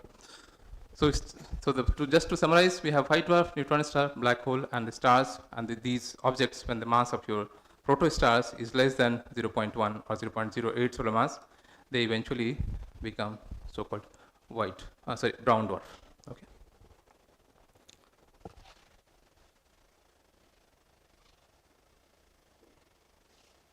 Yeah, that is fine. So I have just to summarize you, just to give you an idea that what eventually becomes when the stars they go through the different evolutionary phases. So I would like to just name some of these evolutionary phases. You will get a PDF where these evolutionary phases will also be mentioned, so you can also take a look in detail. But the point what I would like to emphasize that what are the main evolutionary phases when the stars they go from the pre-main sequence evolution to the end of their up to the final fate, what they eventually become. Okay. So when the stars they formed from the giant molecular cloud, they go through the evolutionary phases until when the star will have sufficient conditions to ignite the hydrogen burning actually. So the evolution till the point when the star has a sufficient condition for hydrogen ignition is known as the pre-main sequence evolution. Okay, so it means protostars, the stars from these protostars have been formed from the giant molecular cloud and they evolve, and obviously what they do typically they shrink, and you remember from the virial theorem what will happen when they slightly shrink, what they do. So they emit radiation and they also heat themselves, right? Are they, they also have luminosity, right? So sometimes when you say that the star is totally powered by the nuclear reaction, but these protostars, they still have luminosity even though nuclear reaction is not going on. So it means that it is clearly evident from that fact that, stars in those cases, they also have some luminosity source, right? Apart from the nuclear burning, right?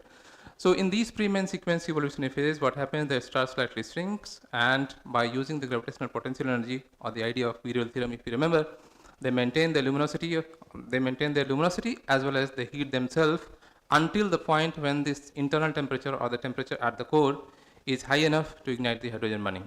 And the moment when they reach that temperature for hydrogen burning, then we call them as a zero-age main sequence stars. Okay, or in short, sometimes we refer to as ZAMS, Z-A-M-S, zero-age main sequence.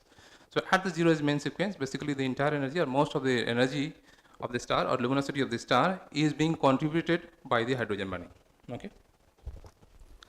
And then after that, if the star is continuing burning hydrogen, we call this as a main sequence. So this is a kind of starting point of the hydrogen burning, and this is the time of the main sequence is basically the lifetime where the star is converting hydrogen into helium.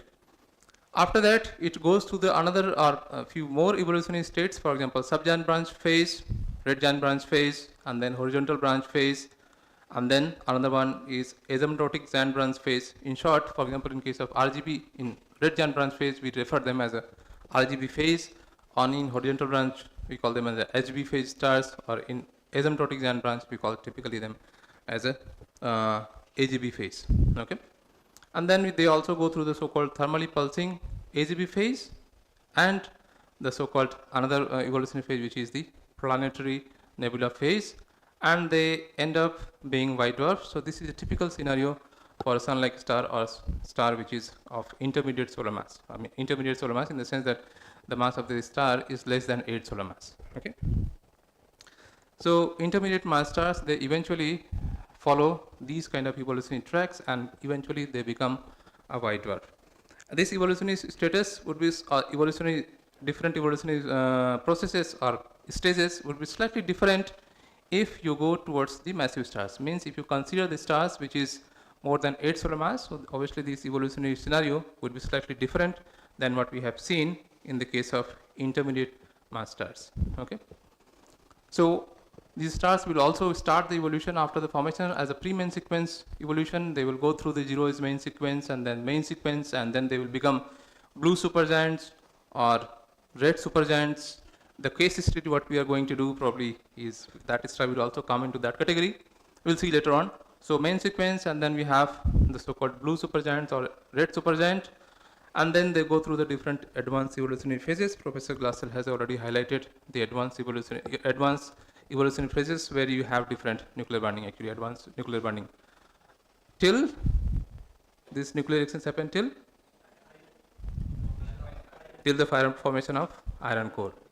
Okay, and eventually it will become, if you consider the single star scenario, it will lead towards the core collapse supernova, and depending upon the initial mass of the star, it will become either a neutron star or a black hole. So this is a typical evolutionary scenario for the case of massive stars. But the evolutionary status of many massive stars is uncertain, and we do not have, or we have very limited understanding about the evolutionary states of many massive stars. Okay.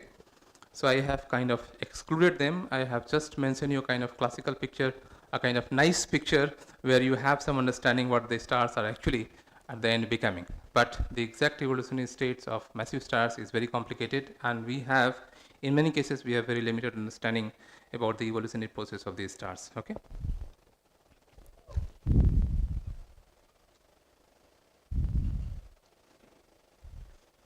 Okay. So in the HR diagram, okay, let me put it here. Yes. So in the HR diagram, if I try to mark these evolutionary states, so where these evolutionary states will be, this is represented here. Again, on the x-axis we have surface temperature, or it is also referred as sometimes effective temperature. It is increasing in the negative x direction, and we have the luminosity on the y-axis. It is increasing in the positive y direction. And remember that how we represent these values. For example, particularly the luminosity, what we do, we take the luminosity of the star divided by solar luminosity and take the logarithmic, take the log of this ratio actually. Okay, this is a typical representation of luminosity in the HR diagram, and on the x-axis we take the effective temperature or surface temperature, mostly in again in log, but here I have just represented the value of our surface temperature without taking any log.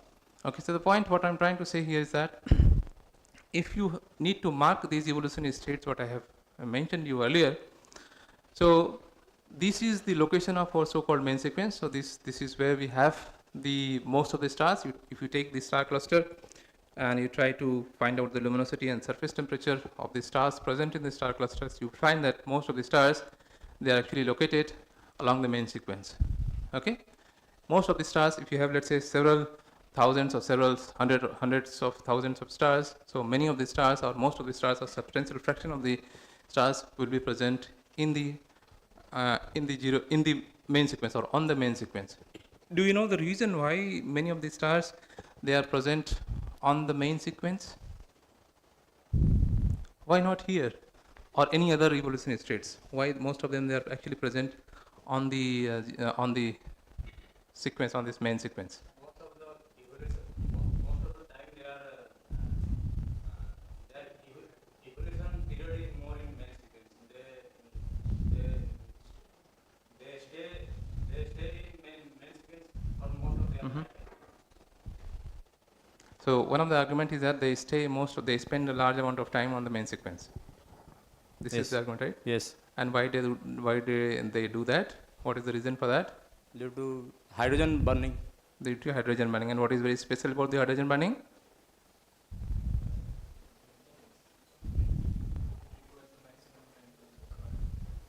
Due to its content, chemical composition. Or The chemical composition is, if you take the star, for example, in solar neighborhood, we have, let's say, 70% hydrogen, we have 28% helium or 2% metals. So temperature, any other argument? Do you understand the question, what I'm trying to ask? I said that you have, let's say, star cluster. You take the image of the star cluster and somehow you figured out what is the luminosity and surface temperature of the star cluster, and you put that star cluster in the HR diagram and construct the HR diagram for that star cluster. And what we find, that very large fraction of the members of that star cluster, means very large number of stars, they are present on the main sequence. The question is why we see very large number of stars on the main sequence. Why not in some other evolutionary state? Abundantly. So one of the argument is that the hydrogen is present in abundant. You have 70% hydrogen. Is it that argument is correct? Any other person? Any other student? Can you think, let me give you a hint, can you think in terms of binding energy per nucleon, the idea of binding energy per nucleon?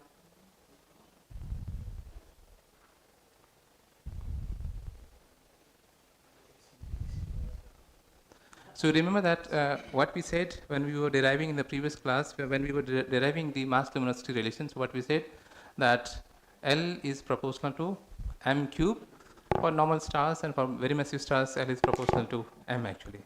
Okay, so it means that luminosity of the star is kind of being fixed by the mass of the star, and then if you look at the binding energy per nucleon plot, what is very special about the hydrogen binding?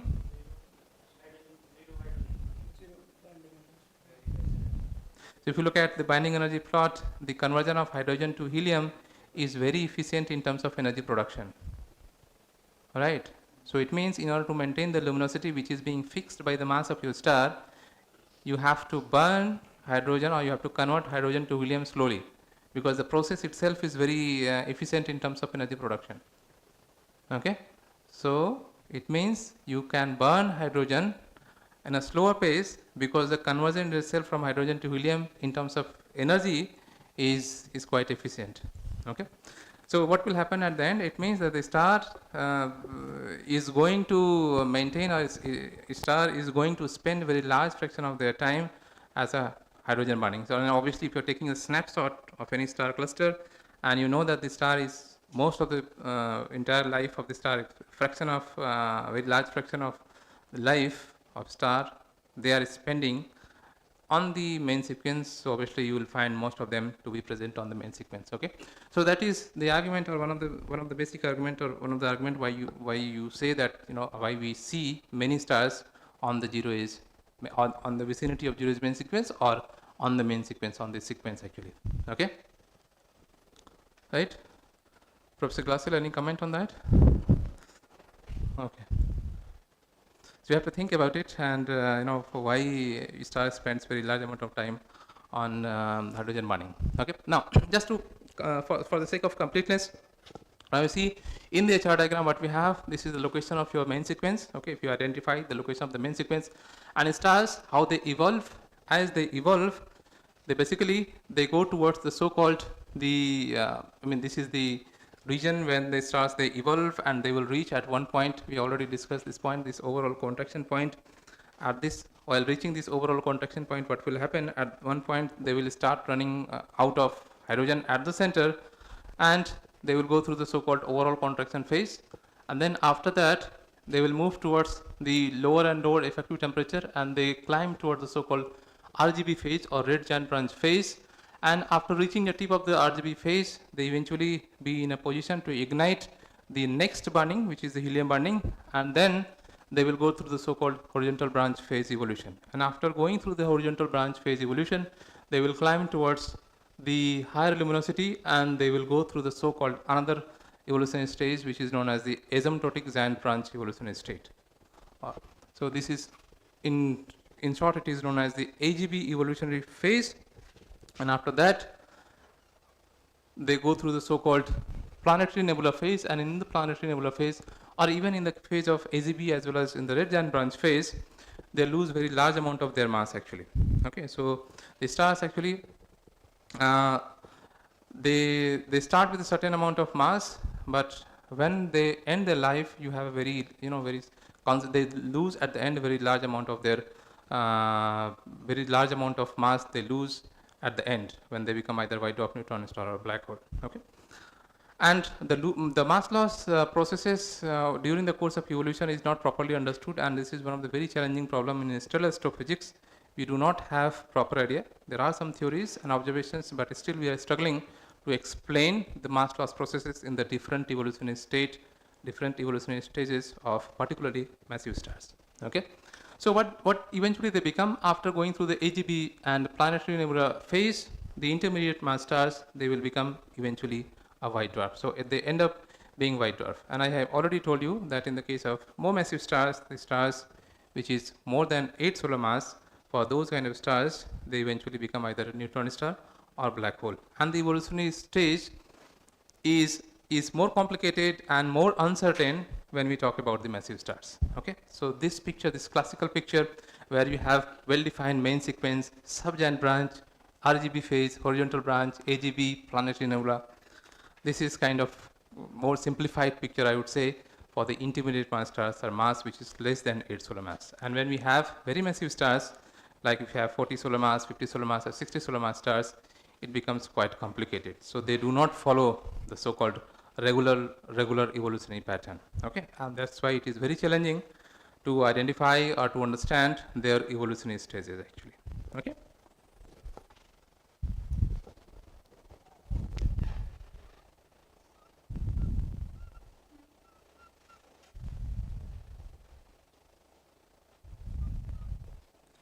This is I have already highlighted that we have main sequence, and this main sequence you have very large amount of stars.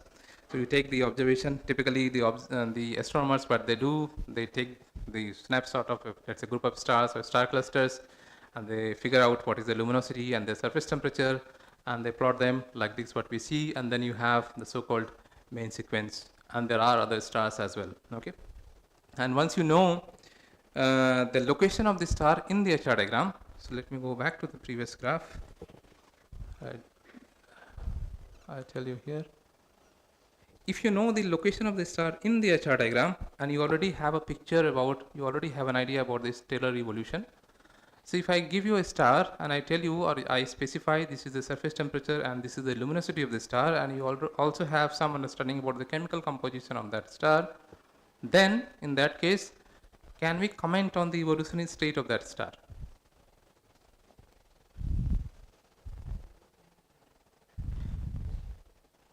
So let me repeat the question, what I'm saying. Here we have a kind of classical picture. Stars, they are on the main sequence, they are moving, they are going through the so-called overall contraction phase, RGB phase, AGB phase, planetary nebula phase, and eventually they are becoming white dwarf, intermediate mass stars. The question what I'm asking is that if I specify you that I have a star and the star is having particular effective temperature or surface temperature and the luminosity, can you comment about, or can you tell us about the evolutionary state of that star? If yes, how? If no, how can we do that?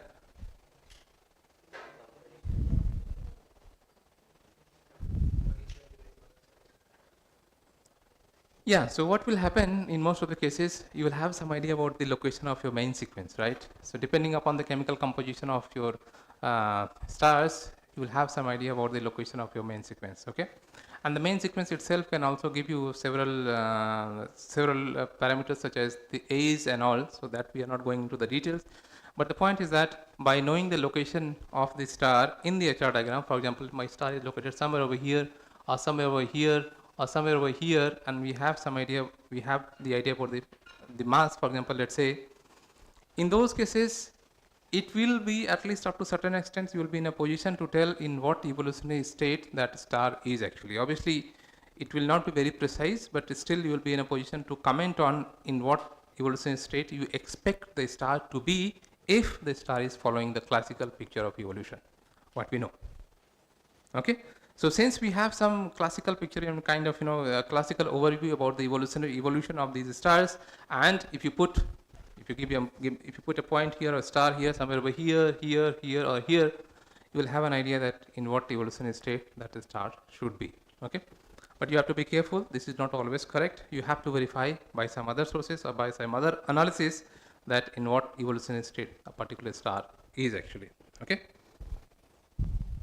But nevertheless, you have some idea that, yeah, this star probably will be in that evolutionary stage.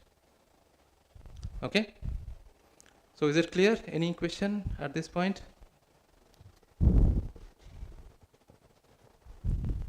It's fine? Okay. So now we have some kind of, Professor Glatzel has already given you an overview about the stellar structure and evolution. And we also have just seen that the stars, they form from the giant molecular cloud. They go through the different evolutionary stages like main sequence evolution, like subgiant branch, RGB, thermally pulsating AGB, and they eventually become, for example, white dwarf. Okay. So the question now we are going to ask are, if we know, if we have the understanding about this stellar evolution, and the question what we are going to ask that by having some idea about this stellar evolution, can we predict certain or can we find out certain parameters? We will come back to that point, but I would like to just diverge and come to the stellar variability part. Okay, we will come back to this point on the evolution and finding out some certain properties of the star, but you have to just keep this information part somewhere in your mind. We'll come back to this information and when we'll try to do the case study actually. Okay. Now, the topic what I would like to just start is the variability of stars. The word variability itself is saying that some quantities, particular quantity or particular parameter associated with the star is going to change with respect to time. Okay. In these cases, and in most of the cases, what we mean here, or in our context, we mean that the quantity which is changing is the brightness of the star. Okay, you can call it intrinsic brightness or the luminosity of the star is changing as a function of time. So it means if you have a star, okay, and you are monitoring this star as a function of time.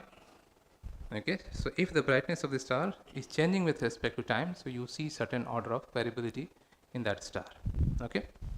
Now we take our sun, let's say, look at the sun in the morning from the naked eye, and you try to see how the sun is changing with respect to time, how the luminosity of the sun is changing with respect to time. What we get?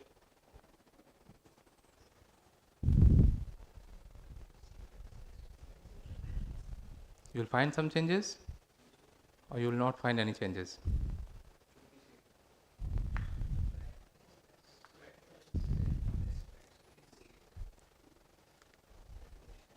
What is going on? I mean, what will happen to the luminosity of the sun actually? Obviously, sun is rising and going up. So if you neglect that effect, typically, let's say you see the sun in the morning and try to see what will happen to the brightness of the sun. Sun is changing the brightness or not? The sun, if you look in the morning, or even if you generalize it for the case of other stars, in most of the cases what we see, if you neglect the twinkling effect for the case of stars, the twinkling effect is basically coming from the atmosphere of our Earth, right? So you neglect the twinkling effect, okay? So if you neglect the twinkling effect, in these cases, most of the stars, what we see, most of the stars, they will be fairly their brightness or their intrinsic brightness or their luminosity will be fairly constant as a function of time from the naked eye. So you look at the stars, try to stare the stars in a very dry and clear night sky, you do not find the change in the brightness or luminosity of the star from the naked eye actually. Okay, that is also the case for the sun. If you try to monitor the sun from the naked eye, you see that you do not find any changes. So obviously there will be some fluctuations depending upon your for example, how you are detecting the intensity from a very, let's say, very crude detectors. For example, if you are trying to find out the intensity, the variations what you see is actually almost negligible. Particularly from the naked eye, you will not be able to see the differences or any changes or any variations in the luminosity of the sun.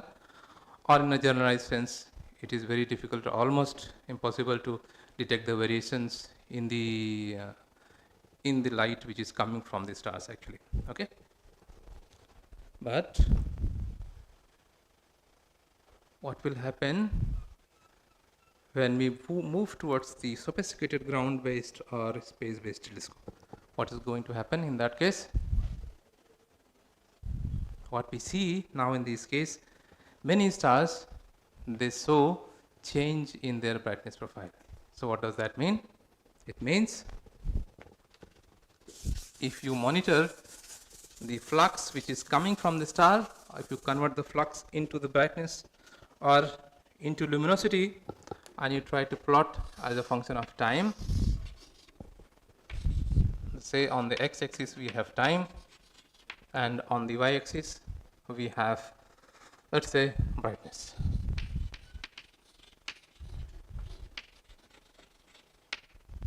Okay. So when you try to see the objects from the sophisticated telescope or the ground-based or space-based telescope, so what you see, many stars, they show variations in the light profile, and some of them is they show very nice profile actually. Okay.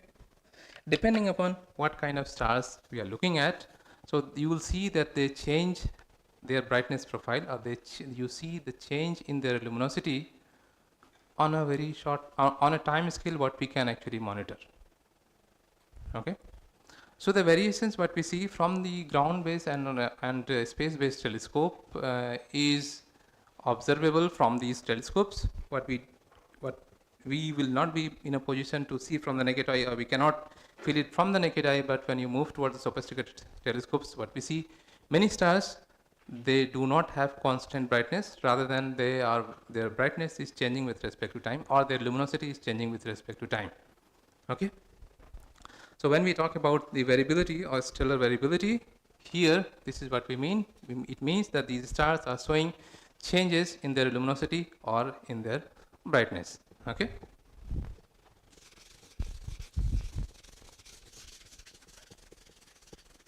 Now, if you find that they change their brightness, the very first question we ask to ourselves, what can be the cause of change of the brightness of the stars, or change of their luminosity as a function of time? Anyway, in the evolutionary stages, we have seen that they have been changing their luminosity like anything, right? We started from the main sequence, and while they were on the red giant branch phase, their luminosity has gone up, like in many cases more than 100 to 1000, several thousands times from the compared to the main sequence, right? So luminosity is changing, but here the time scale what I am talking about is of the order of few hours, few minutes, few years. Okay. So the question we ask ourselves, what is the cause of this variability? Any answer, any suggestion, any comments? Or any attempt to answer this question? So you understand what I mean when I say the variability in the stars, right?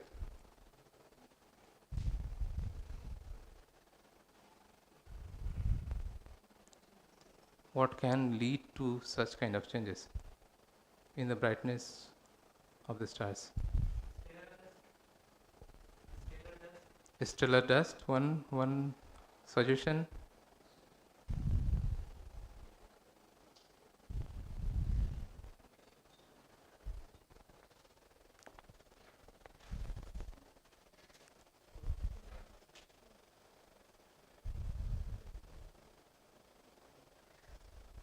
Let me start revealing the possibilities.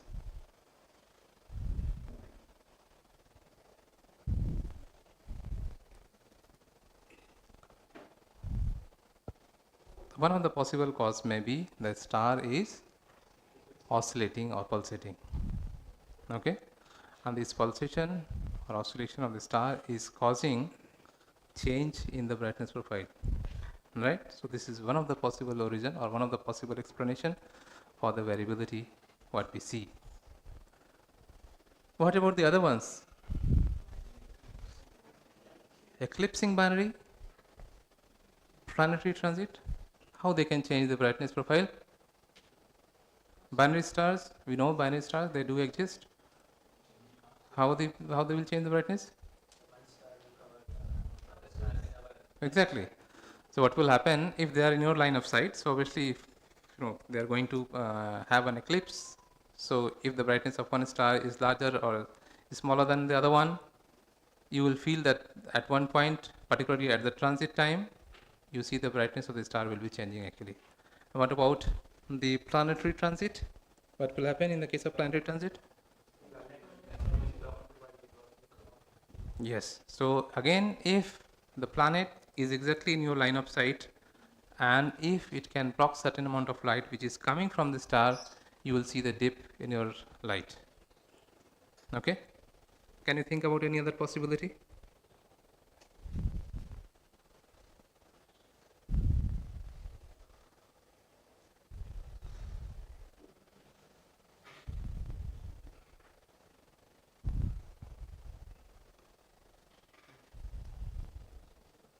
In a similar context?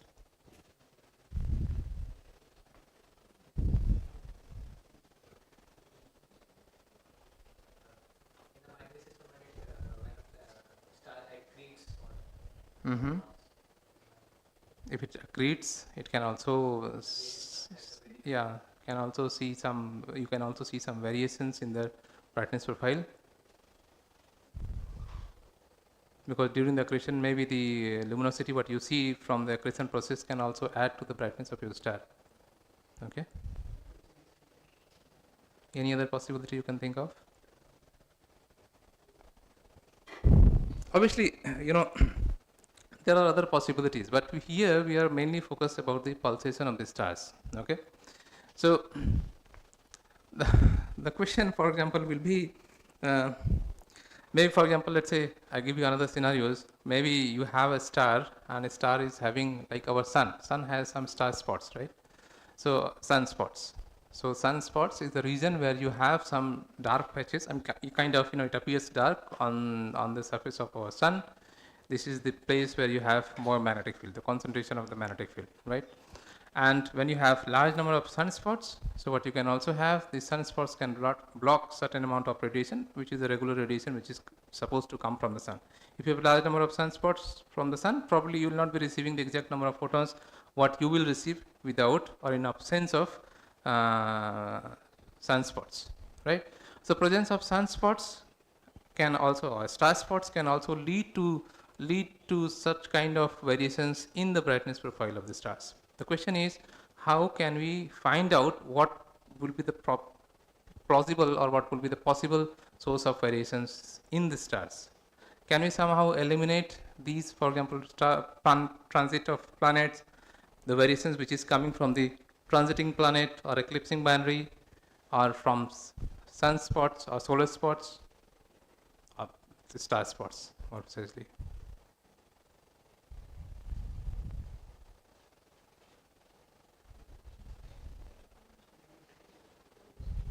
What is the typical time scale for pulsation? Dynamical time scales, right? And if you compute dynamical time scales for the case of sun-like stars, what will be the typical value? What you will get?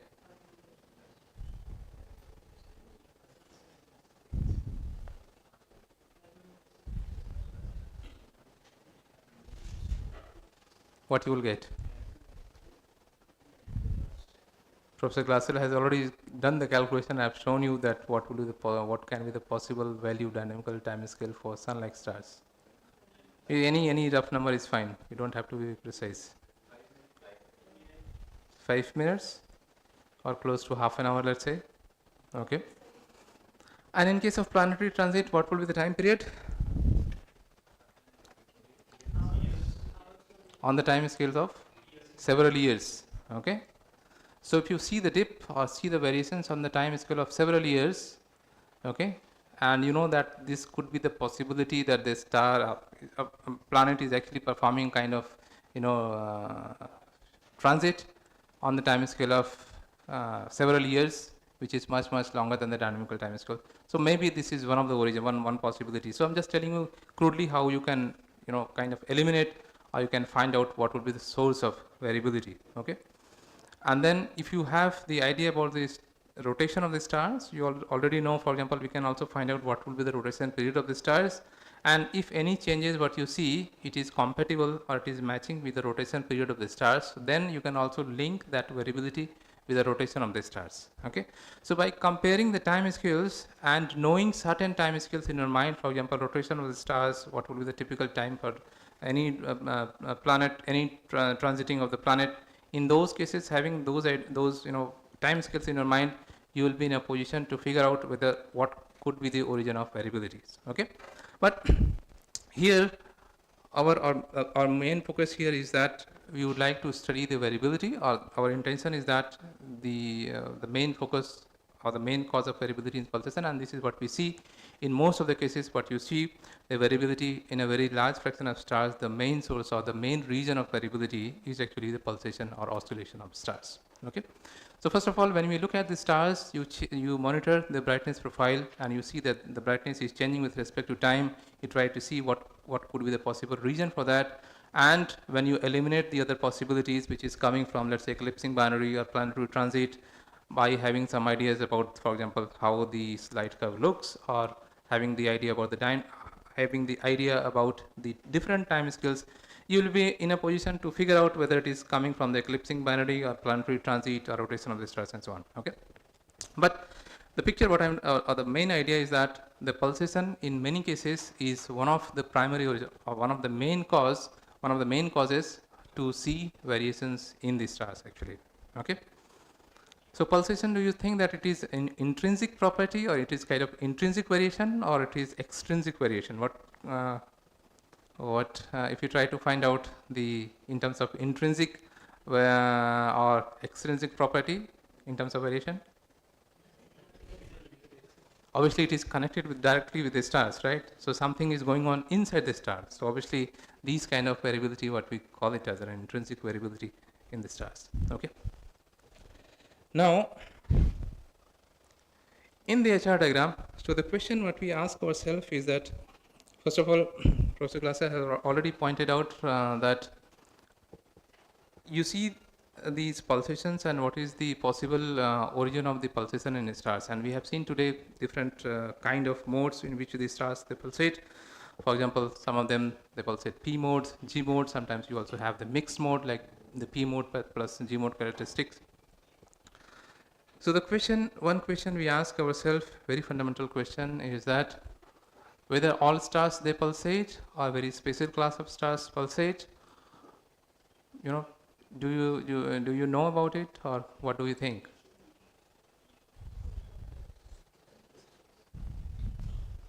So the question is fairly simple. Let me repeat it. So I said that when you monitor some of the stars, you see the change, the brightness profile of the star is changing with respect to time, right? And if this brightness profile, change in the brightness profile is being caused by the pulsation of the star, then we ask ourselves a very simple question, whether all the stars they pulsate or a very special class of stars they pulsate.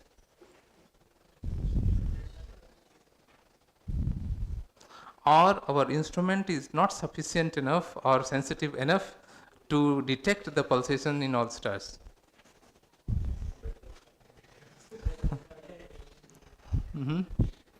Maybe it is oscillating, but the amplitude of oscillations is too tiny that our instruments are not sufficient enough to detect those tiny variations.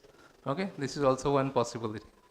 But largely, what you see that not all stars they show that kind of pronounced variability in the light profile or in the light curve. So this brightness profile, what I was telling, is many times referred as the light curve. Okay, so you have the time. So I will be using the light curve term several times. So just to make sure that you understand it. So intensity or brightness on the y-axis as a function of time, whatever curve you will get, we call it as a light curve of a star. Okay, so it looks like something. Okay, and you know the time, you know the period, right? For example, this one. Life is that simple? Obviously not. Right? Obviously not. You will not get, or in a very special cases, or in a very few class of pulsating stars, you will get that nice light curve. Otherwise, in most of the cases, you will get a complicated light curve. And then what you need to do, if you want to find out the signals from a very complicated profile, what we need to do? You have to do the Fourier transformation. from the time domain you have to go into the frequency domain. So it means, let's make life little bit close to the reality. Okay.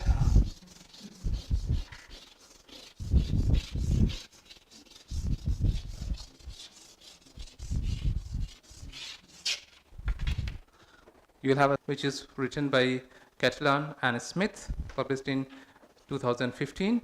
Okay. So, and they have adopted it from most likely from Jeffrey 2008. What is mentioned in this plot is a different class of pulsating stars.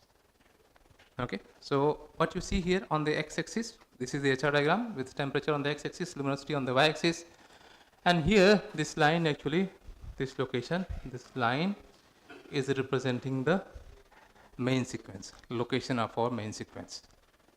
Okay. So for example, here this is the location of main sequence, and you see the dotted lines here. For example, this is one dotted line here, and this is another dotted line, and this one is the another dotted line actually. Okay. So if I plot the evolutionary track for different masses, just to make it more clear here, this is my main sequence, and if I plot the evolutionary track of the different masses, what you see here is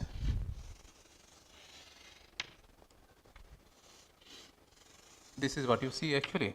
Okay, I am not plotting the entire evolutionary track, rather than I am just considering a set of evolutionary track here. So on the x-axis what we have logarithmic of effective temperature, and on the y-axis what you have the ratio luminosity L by L naught and the log. So for example, this one may be for 4 solar mass, this one may be for 6 solar mass, the other one may be for 7 solar mass. So these are the evolutionary tracks. So it means when they start from these points, for example, these masses will start or will evolve, how they are going to move in the HR diagram. This is what is being represented by this graph actually. Okay. So the star will start, or it will start from the pre-main sequence evolution and reach to this point, and at this point it is on the main sequence, it is burning or it is converting hydrogen into helium, and here it is moving from this location towards the so-called red giant branch phase evolution. So this is the location of RGB phase, or this is the bottom of the RGB phase. RGB phase. Okay. Okay. So this is exactly what is being marked here. What you see at these dotted lines. These dotted lines are actually marking off the evolutionary track of different masses of stars. So this one, for example, 2 solar mass, this is how it will evolve. This is for 5 solar mass, this is how it is going to evolve. This is for 10 solar mass, this is how it is going to evolve. This is 20 solar mass, and that one is for 50 solar mass. So kind of evolutionary track has been generated or has been given in this HR diagram. Okay. Now you look at certain regions in the HR diagram. You see, for example, this one. I'll take any region. Maybe, for example, this one, this region. Okay. Now, what has been done here? Certain class of stars, depending upon the properties of their oscillation, depending upon the properties of their pulsation, they have been grouped together. So one class of star, for example, is delta Scuti. Okay. Let me write it here, delta Scuti. Okay. So what does that mean? I mean, this class of stars, they are going to have certain properties which will be common, and their period would be, for example, in the range of few minutes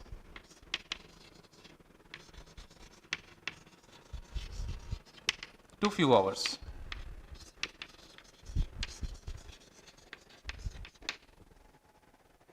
I don't remember the exact number, but I think if I take the number like 8 minutes or something, 8 minutes to 8 hours or 10 hours or something like that. Okay.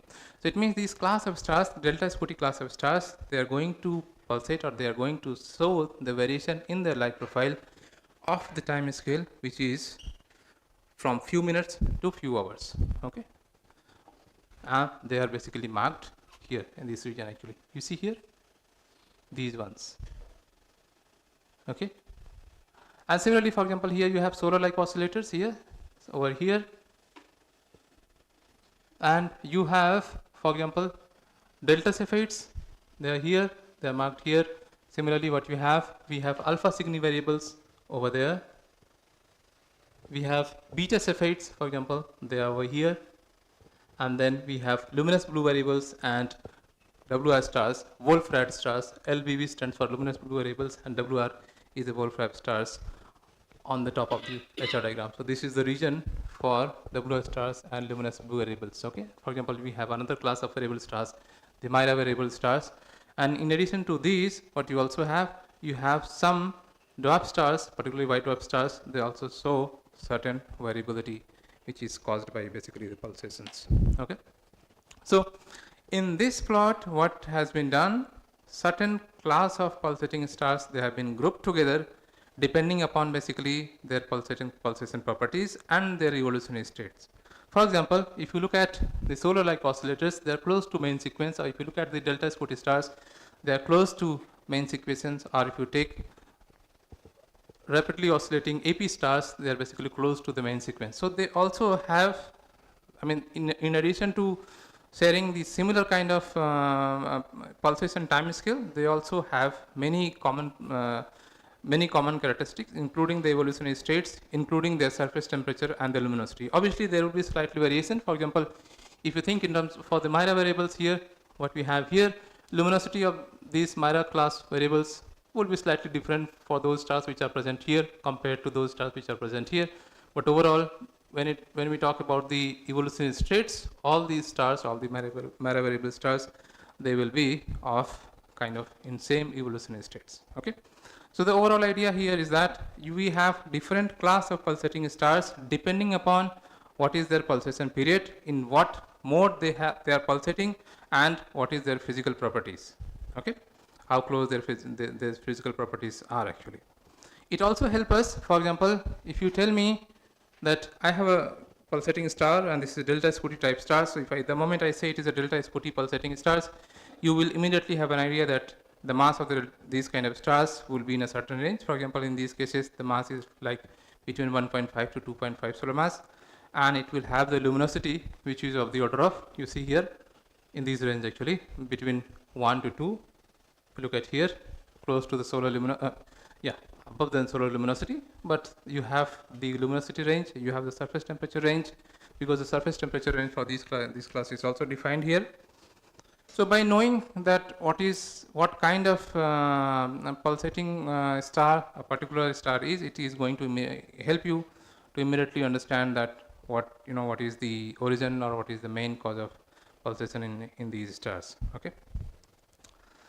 Now, if you look at the pulsation properties, for example, if you see here in the case of beta Cepheids or in the case of delta Cepheids, which are present over here, so these stars, obviously, what may happen that the stars, they are evolving, they are going from one phase of evolutionary state to the other phase of evolutionary state.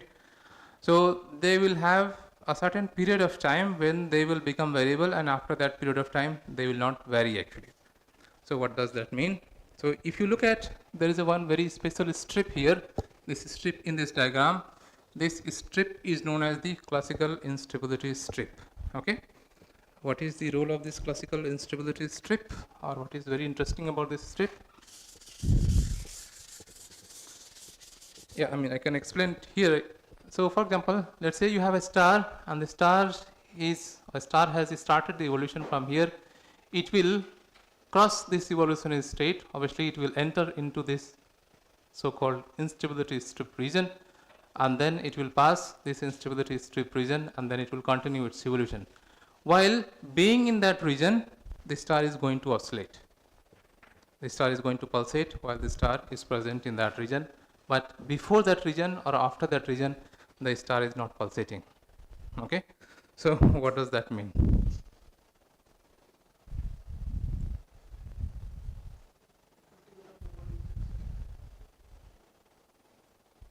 It is kind of telling us that a kind of special condition is required, right, in order for a star to pulsate.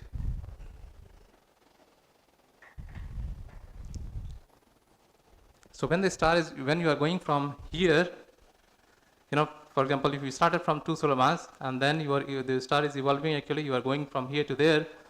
Obviously, when you enter in this classical instability strip, the star is going to show certain kind of variation. For example, if it is you're going here, so the chances are very high that the star is going to show certain pulsations. So the question is that why it is doing that, why it is not doing while it is present, or while it is just, for example, before the instability strip or after the instability strip.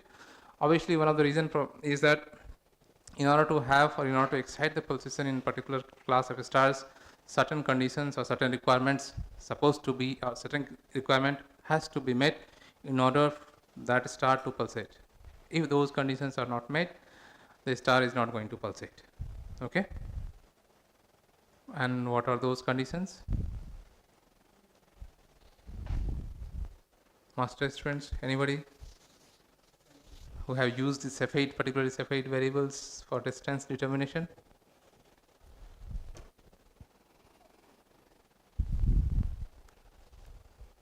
Now we are coming back to the classical question: why stars they pulsate actually? What is the possible cause of pulsation in these stars?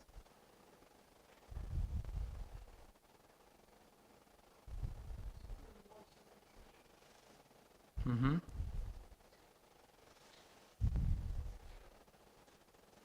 What was the kind of explanation which was proposed by Eddington? You have any idea? Why stars they oscillate?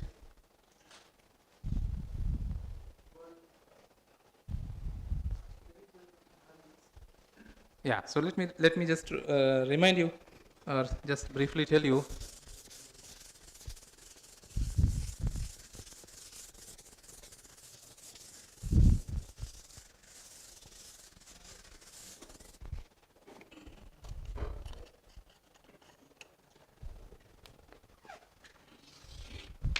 This is star. Let's assume that, and here we have an observer. Okay. Yeah.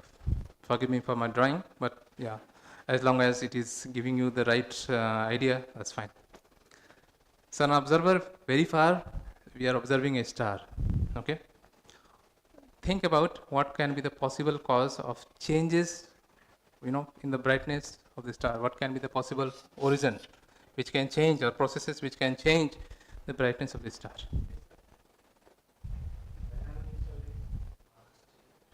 Mm-hmm. Yeah, it was proposed quite long back.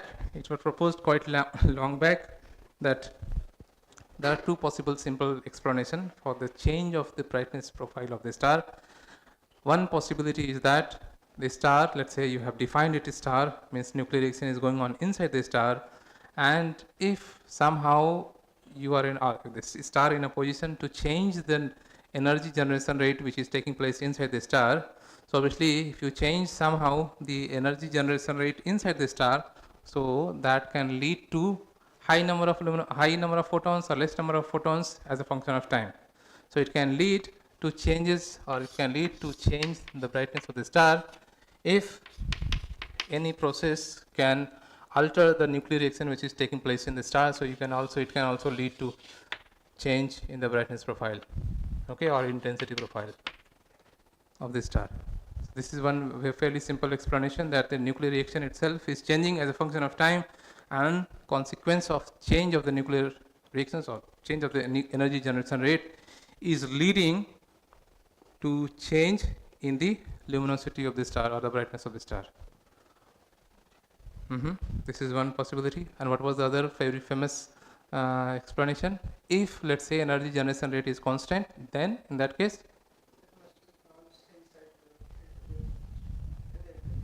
then if the energy generation rate is constant, maybe you have a layer inside the star. For example, this layer inside the star, okay, can act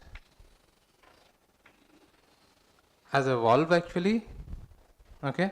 So it can block the radiation, or it can damp the radiation for a while and then release it, okay.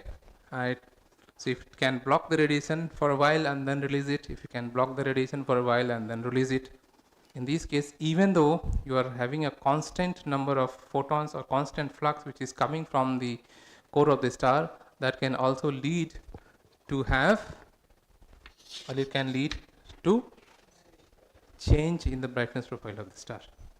Okay, and this one, which is related to the nuclear reaction, is known as the epsilon mechanism.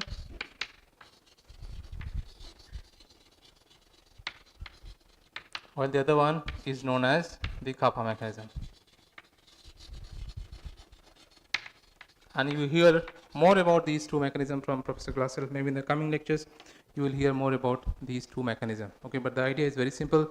In case of epsilon mechanism or in case of kappa mechanism, what you have basically in one case, we are saying, or it is said that, or it is assumed that the nuclear energy generation rate is changing, and as a consequence of that change, you are having a change in the brightness profile, or in another case, even though your nuclear energy generation rate is constant, but if one of the layers inside the star is acting as a valve where the photon which is, or the flux which is coming from the interior of the star is being blocked for a while, and then these flux are being released, in these cases, again you can have change in the brightness profile. So the mechanism which is associated with the nuclear energy generation rate is referred as epsilon mechanism, and while the other one is known as the kappa mechanism. Okay, if you look at the growth rate of the epsilon mechanism, so the growth rate of the epsilon mechanism is typically of the order of evolutionary time scale.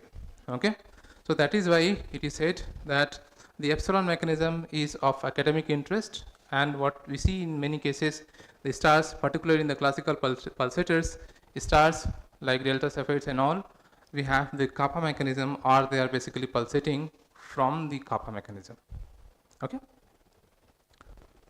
and these two are the possible explanation that the star will pulsate when you see that or try to find out the intrinsic variation in the inside the stars. Okay, so I'll share you one of the few PDFs related to this class of pulsating stars, and I request you all to just go through the different pulsating class of variable stars. You will have an idea that what is the pulsation range of these stars, and what is their mass, and what is the other physical property of the stars. So you will have some idea about these different groups of stars actually. Okay, now if you can go switch to the case study actually, or if you have any question at this point.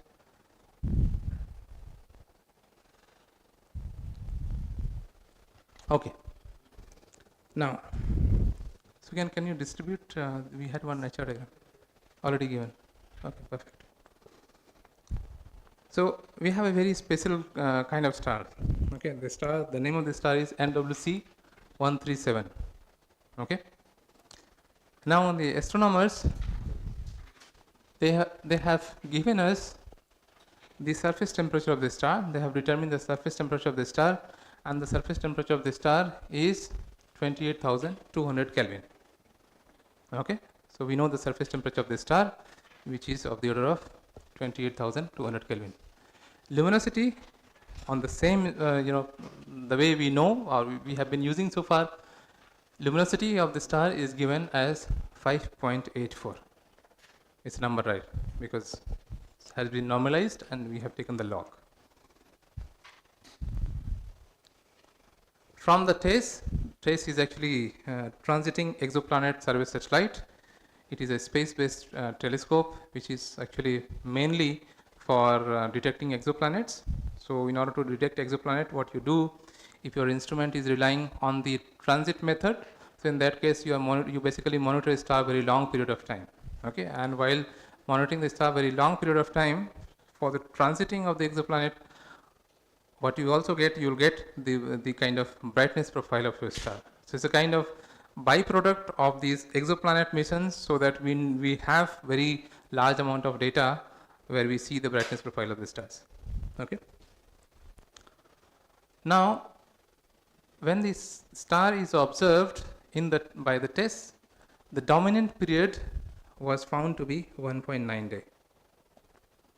The light curve in the sector 6, for example, on the x-axis what we have, the brightness, which is basically given in terms of magnitude here. So magnitude, brightness in the magnitude is given, or change in the magnitude is given on the y-axis, and on the x-axis you have kind of time actually. Okay. So the first question we ask that how this number is coming into the picture, 1.9 day. Obviously, what you need to do, you need to convert this light curve into the frequency domain, and you see what is the dominant frequency. Obviously, there are many frequencies, but at the moment, let's say we are interested in the dominant frequency. Okay. So if you do that, if you take this light curve and convert it into the frequency, you will find out that the frequency, the dominant frequency, or the dominant period associated with the frequency will be of 1.9 day. Okay. And we ask ourselves, can we explain somehow, or can we find out that what is the origin of this 1.9 day variability in this MWC 137? Okay. So how can we do that? Obviously, in order to do that, what we need to do, or in order to compare these frequency from from models, what we need to do, we need to construct the models, perform the linear stability analysis, what Professor Glatzel was telling you in the morning and yesterday. We need to perform the linear stability analysis, and the result of the linear stability analysis is kind of, eigenfrequencies. You will have a set of eigenfrequencies, and in these set of eigenfrequencies, you try to see which one is excited, which one is damped, and by comparing the excited frequency with the observed ones, you see whether we will be in a position to explain this 1.9 day variability. Okay. So in order to construct the models of the star, what you need to know first of all the surface temperature, luminosity, and there is another parameter. That parameter is the most important parameter for star, mass. Okay. So in order to construct the models, what you need obviously effective temperature, luminosity, chemical composition. Let's say we already know that star is having the solar chemical composition. So in addition to this information, what you also need, you need to have mass. The question is, by knowing these two, can we find out the mass?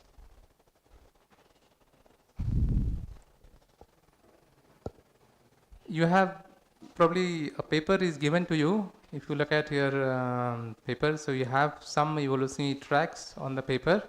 Okay.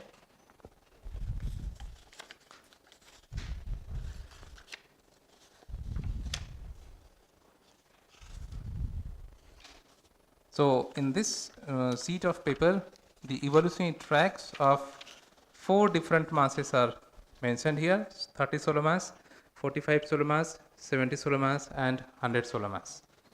Okay.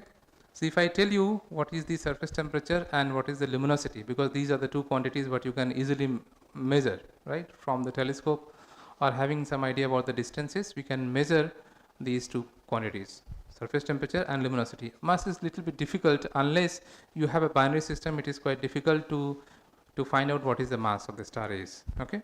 So the question is that if we have some understanding about the stellar structure and evolution, and we know that how the evolutionary tracks they look like, can we find out the mass of the stars, approximate mass of the star, not the exact obviously, approximate mass of the stars, if I only tell you the effective temperature and the luminosity of the star.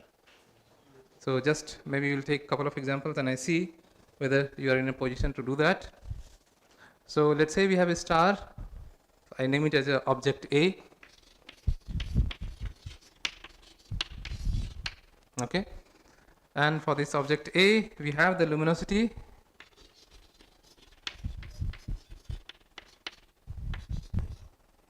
(5.4) and the surface temperature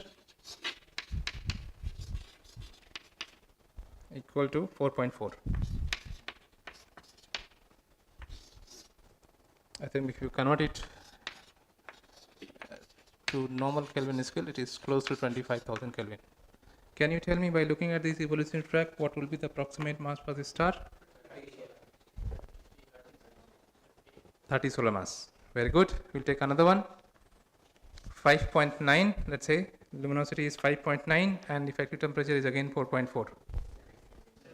5.9 and then 4.4. Logarithmic scale, this is luminosity. and this is temperature. Now what will be the mass? Approximate mass, obviously.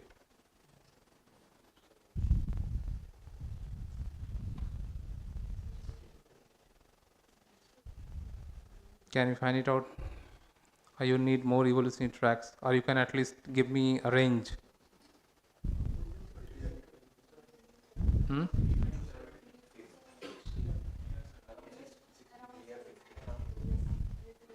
Give me a range. Around 70.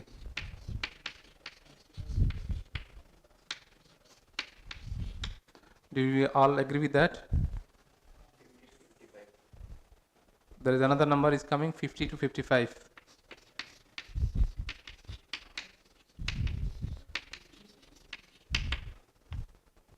Anyone else? 60 to 65. 62.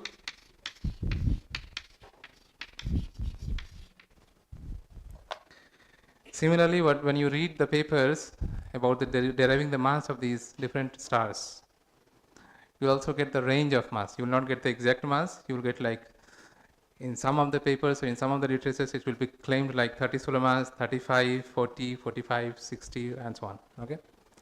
So the point I'm trying to say that you can have an estimate about the mass of a star if you know the evolutionary tracks. Okay, obviously, in order to generate the evolutionary track, you need to assume what is the chemical composition, and by assuming the chemical composition, you can actually generate the evolutionary track of these different stars. And if you have the evolutionary track, then what you can do, do we have evolutionary track here in this PDF? It's fine, it's not required. I can draw here and then.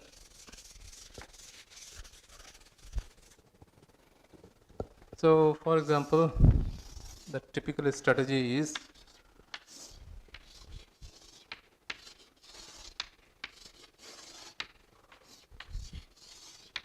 let's say you have effective temperature. You have already done that, just for the sake of completeness. This is, for example, 30 solar mass, this is 40 solar mass, this is maybe 49 or 48 solar mass, and this is, let's say, 57 solar mass. Okay. This is the evolutionary track associated with a stellar model having that initial mass. Okay.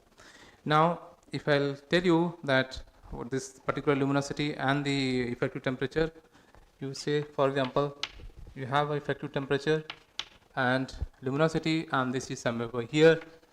Okay. Then you say the mass of the star would be close to maybe, for example, 49 solar mass. Okay. Because the evolutionary track of 49 solar mass, maybe it will pass through this position actually. Okay. So the point is that by having the evolutionary tracks, or by knowing the evolutionary tracks of particular chemical composition and knowing the effective temperature and the luminosity, you can find out, or you can estimate the approximate mass, a kind of crude mass of the given star. Okay. And what will happen when you have large uncertainty in your luminosity itself? Then the uncertainty in mass will also be there. Then you will not be in a position to specify what is the exact mass of the given star. Most of the cases, this is what we face actually. Okay. So what we have large uncertainty in the luminosity of the star, because we do not know exact distances, or there are some other physical constraint where we cannot specifically fix what is the luminosity of the given star. Okay. So in this case, there is also error in the luminosity determination, but the point is that we have some understanding. You know that what will be the approximate range of this, what will be the approximate or plausible mass for the star, if you know the effective temperature and the luminosity of that star. Okay. So instead of relying on a single model, the best strategy would be that you create a sequence of models and you analyze or you perform the same study for a sequence of model rather than doing for single model actually. Okay.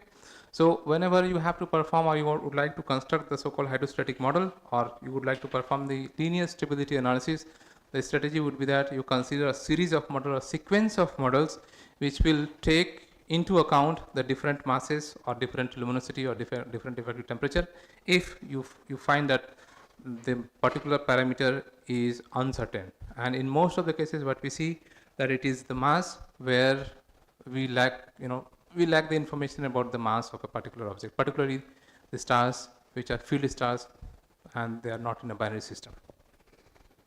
Okay. Oh, sorry.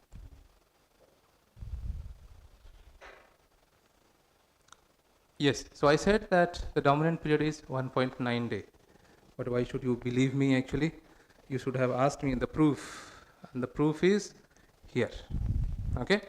So, if you convert into the Fourier domain, or if you plot the periodogram for the signal, what you will get a dominant peak, and this dominant peak is close to 1.9 day. Okay?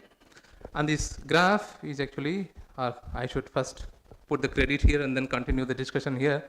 So this graph is actually coming from the paper which is published by Sugyan Parida et al. 2024, and he is over there. Okay? The credit goes to him as well as the publishers. Okay? So you see that from the light curve what we have, you have the periodogram where you know what is the dominant period in your signal, and this period is 1.9 day. And this is why I have written here 1.9 day. And this, in fact, the same analysis was also done by other research group, and they also claimed, or they also found that this is 1.9 day. They did it first and we did it again, and both of us, or both the groups, agree that the dominant period is 1.9 day in this star. Okay? Now the question is how to find out and how we can explain this dominant period of 1.9 day. First of all, as I told you, we need to find out the mass of the star, a sequence of mass. I mean, what is the range of mass for this star? Okay. The luminosity which corresponds to the luminosity which was mentioned is over here, and the surface temperature is over here. But if you look at the error in the luminosity, this is the error. Okay. So this is the error in the luminosity, or luminosity by some other authors has also claimed that the luminosity of the given star is actually in this range actually. So we have taken a kind of possible range of luminosity for this star, and we have also associated with the possible range of the effective temperature or the surface temperature of the star in this graph actually. So what is plotted here on the x-axis, again our favorite quantity, surface temperature of the star on the x-axis, and y-axis we have the luminosity. The different lines what you see here, for example the red ones, blue ones and all, they are representing nothing but the evolutionary tracks of a different mass of the particular model. So for example this one is representing 54 solar mass, this one is for 50 solar mass, this one is 44 solar mass, and this one is, the red one is 46 solar mass. Okay? So the different lines, they are indicating the evolutionary track of the same chemical composition but different mass actually. So these evolutionary tracks, they are representing the different evolutionary tracks of different masses actually. Now if you see and try to see which mass is actually coinciding with this one, so you see a mass which is close to 48.2 solar mass is actually passing through the location, kind of an average location of this star. So we have some idea that maybe the mass of the star is close to 48 solar mass, but we still don't know because there is a large uncertainty, or the previous authors or previously it has been reported that the star also has a luminosity which is ranging from 5.95 or close to 6 to 5.7 actually. Okay. So in this case the mass, there is a huge uncertainty in the mass determination when we try to use the evolutionary track. So best strategy would be that we consider a sequence of mass. So what we did, we considered 27 to 70 solar mass. We said that okay, let's take a range of mass where we will perform our analysis. So what we did, we have taken a range of mass 27 to 70 solar mass, and the motivation why we did that actually, because we are not sure what will be the exact mass of the star, and later on we'll be in a position to constrain the mass, what should be the mass of the star if the variability is caused or variability is coming from the pulsation of stars. Okay, so that you should keep in your mind We'll come back to this point later on. Now, this diagram what we have here, so what you do now, you have a range of mass and you already have parameters.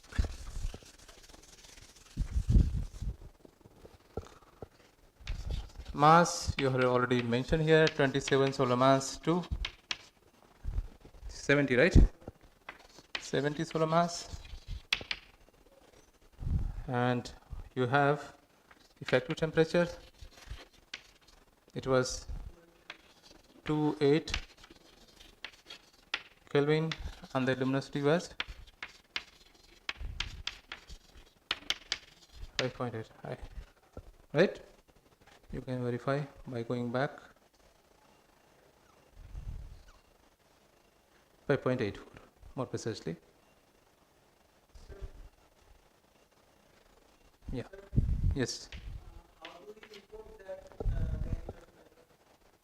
Yeah, so depending upon how you are measuring your distances actually. So obviously luminosity will also depend upon the distance. And if you have some error which is already present in your distance determination, so that error will also propagate in the luminosity determination. Okay. So it depends upon, you know, the way we are measuring the distance of that star. So the same error will also propagate in the luminosity determination. Okay. So now if you have these parameters, mass, effective temperature, luminosity, what we can do, we can construct a sequence of model considering the solar chemical composition. For the case of solar chemical composition, what typically we use, as I have told you in the previous one of the previous sessions, if I take right in terms of percentage, this will be 70%, y is equal to 28%, and z is equal to 2%. If you write z in terms of fraction, or if you write x in terms of fraction, that will become 0.7. If you write z, that is representing the metal content for the solar chemical composition, that is 0.02 in terms of fraction. Okay, because if you add them together in percentage, it has to be 100. In fraction, it has to be 1. Okay, so that's how it is mentioned here. So for construction of the sequence of models, we have taken this parameter, and what you see here, what we have done here, we have plotted the so-called modal diagram, where on the x-axis you will have one of the stellar parameter. In this case, we have taken mass, and on the y-axis we have the eigenfrequencies. And when we perform the non-adiabatic radial frequency analysis, the frequencies will be, the eigenfrequencies will be only real.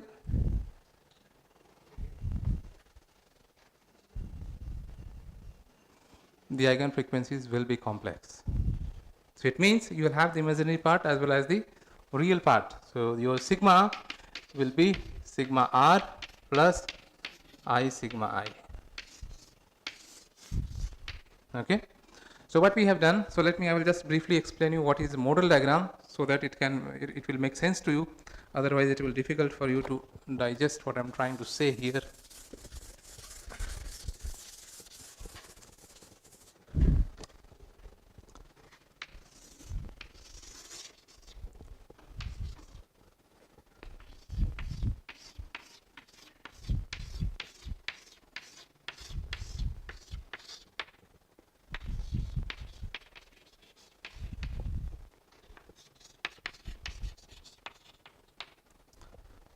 So what you can do, actually, you can calculate the set of eigenfrequencies for a given model. So if you construct one model, let's say for 27 solar mass, you have your sigma r, and obviously sigma r plus sigma I will be there. So if you take one of the models, for example, let's say I have taken 27 solar mass model, what you will have, you'll have an infinite set of eigenfrequency for the single model. So what does that mean? We have constructed the hydrostatic model for 27 solar mass model, and then after that we have performed the linear stability analysis for this model. And when we perform the linear stability analysis for this model, what you will get the infinite set of eigenfrequencies. Okay, so it will have the imaginary part plus real part, imaginary part plus real part. So you can bifurcate this imaginary part and real part and plot them plot them independently, for example. So if I'll take only the real part here, real part of the eigen frequency, so what you will get for one model, you get, for example, large number of these infinite set of eigen frequencies, right? Similarly, if you compute it for the next one, you will again get the infinite set of eigen frequencies, and if you do it for all these models, whatever you have considered, for example, in these cases, what you will get kind of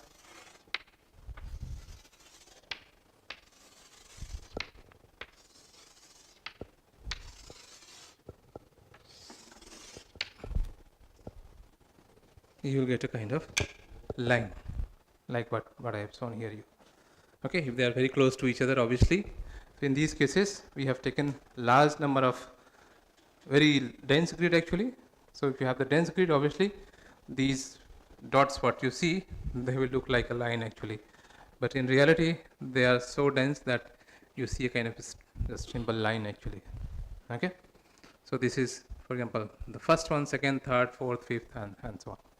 And similarly, what you can also have, you can have sigma I, and obviously corresponding to sigma R, you will have sigma I. So this sigma would be sigma R plus I sigma I.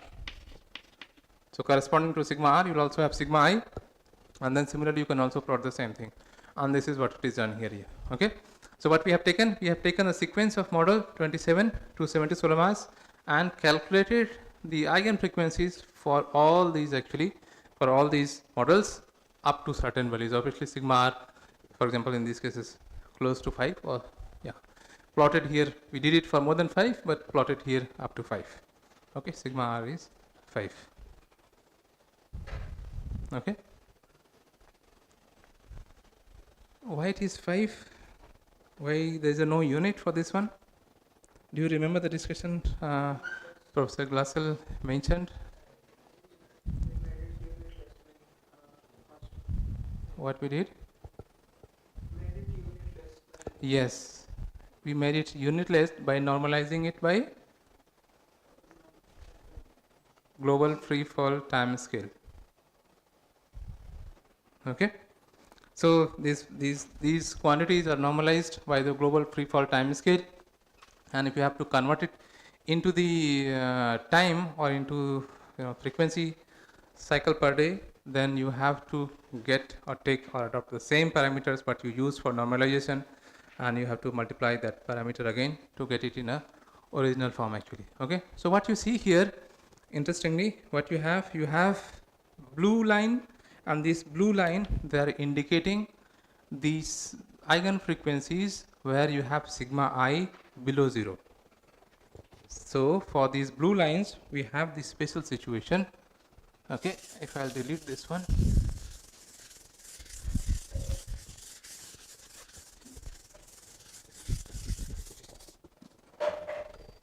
For sigma, for these kind of sigma R's, what we have sigma I less than 0, and for rest of them, sigma I is greater than 0. And we are saying that the frequencies where sigma I is less than 0, they are excited, or they are associated with the unstable modes. Why? What is the reason? Can you think when we did the separation of variables while writing the linearized pulsation equations?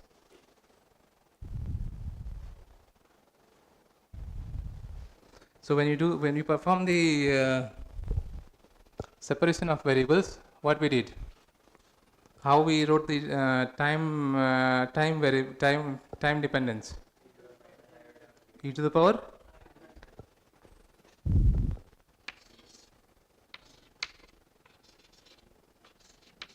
or I sigma t. Let's say we have one special. For example, if I write, let's say Q depends upon maybe X and T, And if you write it in terms of another variable, it depends upon the background model or background or independent of time. And then another one is, for example, e to the power I sigma t. So in this case, if your sigma is equal to sigma r plus I sigma I, what will happen if sigma I would be negative, or what will happen if the sigma I will be positive? Can you just do the calculation? Is it possible for you?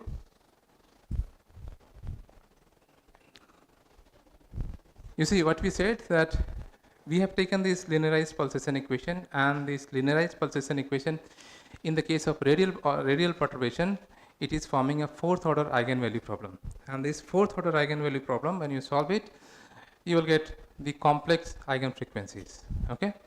And in this complex eigenfrequency, obviously you have real part as well as the imaginary part.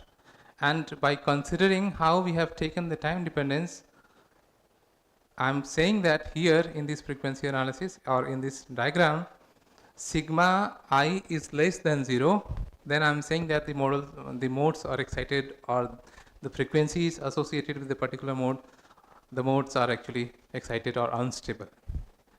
Can we show that from that dependence from here? Is it possible?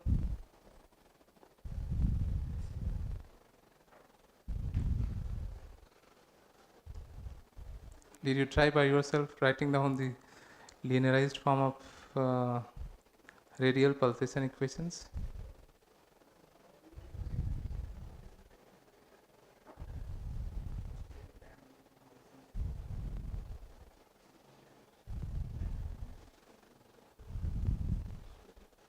Yeah, anyone else? You are running out of time. Yes. Simply take? Probably you don't have to take derivative.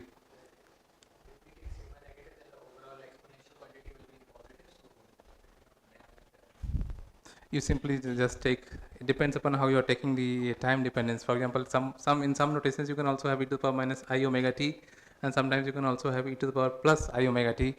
And you look at the situation where your sigma I is negative and sigma I is positive, and if you look at the situation, what will happen in one case, the solution will favor towards the exponentially growing situation, and in other case it will be the opposite, so exponentially decaying situation. And you can just test it by putting sigma I negative or positive, depending upon how you have taken how you have taken the time dependence. Okay, I suggest all of you, strongly suggest you do it by yourself. Okay.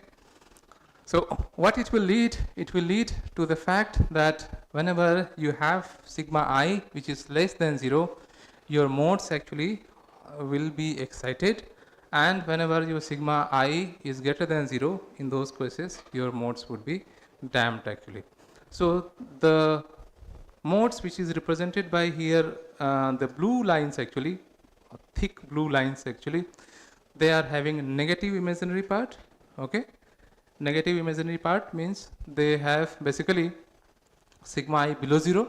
So for example, you see here we have one mode for which the value of your sigma I is less than 0. Obviously it is 0.4 for the case of one model which is close to 27 solar mass, and it is going towards 0, but it is still negative, and it will still negative even up to here. So this is basically, this correspond to this mode which is being represented, or which is over here. Okay. And some of the modes where you see this sigma I is negative, these ones for example here, and they correspond to the modes what you see here actually. So whenever you have sigma I less than 0, these modes are actually indicating that these modes are unstable, or these modes are actually excited, and we are very much interested in those modes. Okay. What will happen when we perform the adiabatic linear analysis, adiabatic linear radial analysis? Do we get that information from there?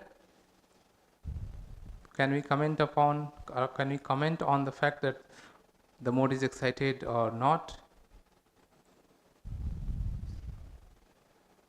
Because in that case what you will have sigma that will be real. So in this case, it is almost difficult to comment on whether the mode is excited or damped, because you don't have sigma I there, right? So that is why it is always it is advisable whenever you're trying to study or trying to compare something with observation. It is always advisable to go for non-adiabatic analysis, and you try to solve the eigenfrequencies where you also have the real plus imaginary part, so that you can have the information about, or you have the information about the excitation or damping of a particular mode.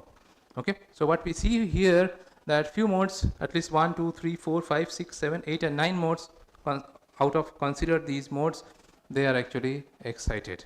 Okay, now if we try to plot it in the period, and we see, if we try to plot it in the period, and then we try to see whether we see this 1.9 day variability what we have observed using the test.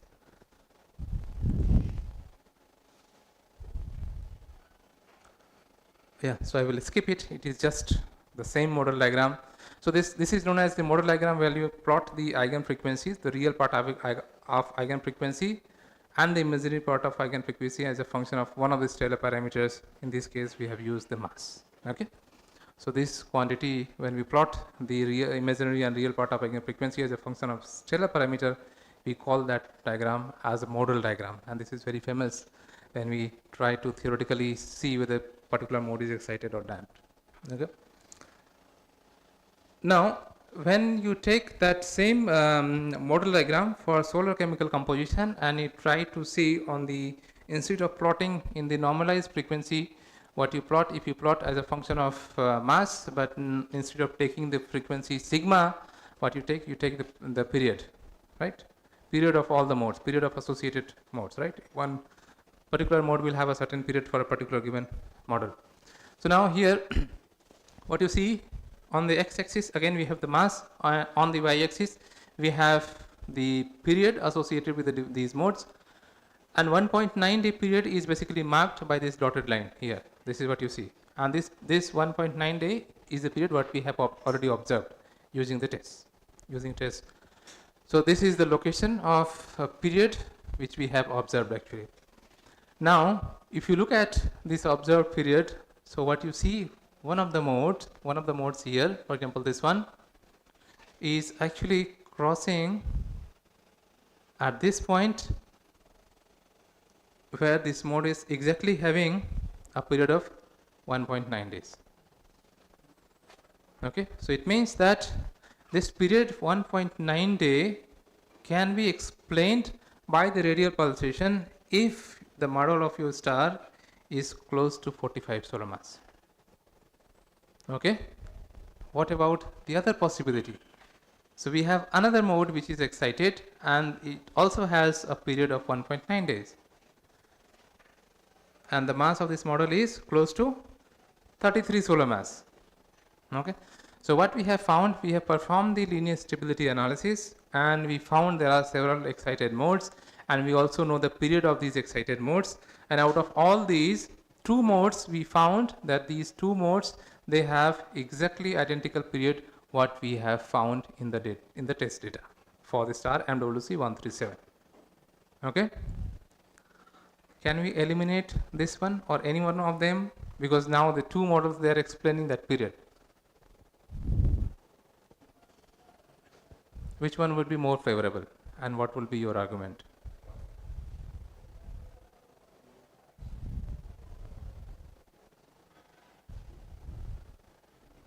So now let me just rephrase the question. We have two modes, and these modes are excited. I mean, there are many modes, but out of these many modes, two modes, they have for a certain mass, for example this mode for 45 solar mass, and this mode, for example 33 solar mass, is exactly having 1.9 day period. Okay, so which model is going to explain the 1.9 day variability in our star? Obviously, you can think about, again, you go back to the HR diagram and you see whether 33 solar mass will be a reasonable value, a reasonable mass for a star which has 5.8 solar. So look back your graph again, and you see that whether a 33 solar mass is going to have a luminosity which is of the order of 5.8 solar luminosity?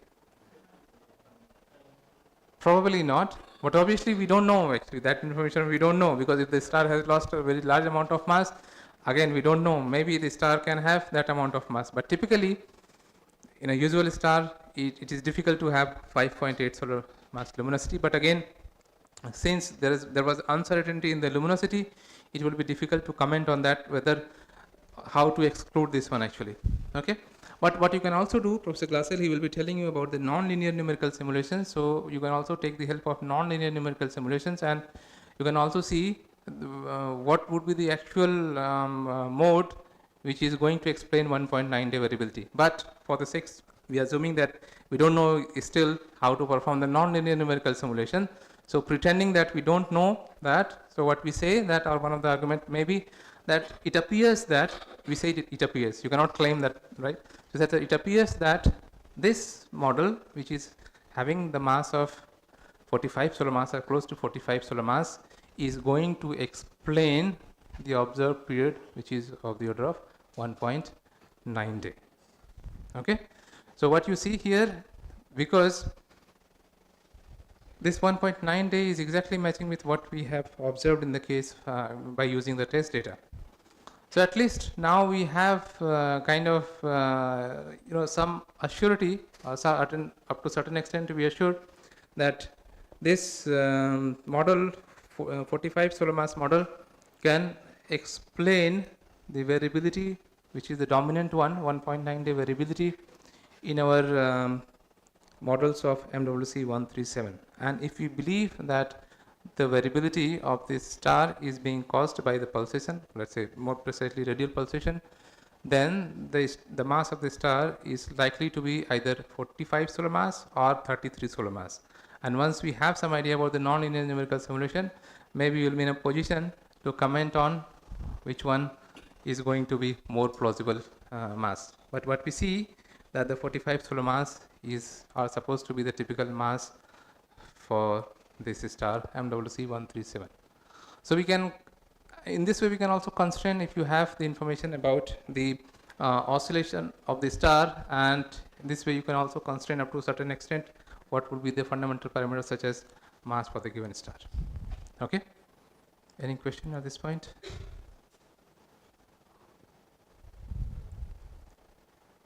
Maybe I invite Professor Glatzel for any comments. No? Okay.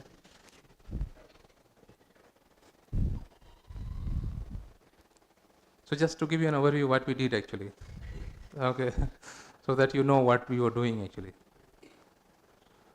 So we observed MWC 137 just by luck or maybe by someone's plan, and it was found that the period of this star is 1.9 days. Okay. The test mission is one of the, what I would say, currently it is observing very large number of stars, and on a very fruitful mission for people who are studying the stellar pulsation or astroseismology. It is very useful. It is observing very large number of stars actually, and MWC 137 was observed in several sectors, and in 2 or 3 sectors we find that the star is actually consistently showing 1.9 day period, dominant 1.9 day period. So obviously 1.9 day period in this star is not just just by chance or some numerical artifacts. We are quite sure that this is the period where the star is actually showing 1.9 day is the dominant period in this star. And then the question arises that what is the origin or what is the cause of this variability, 1.9 day variability, right?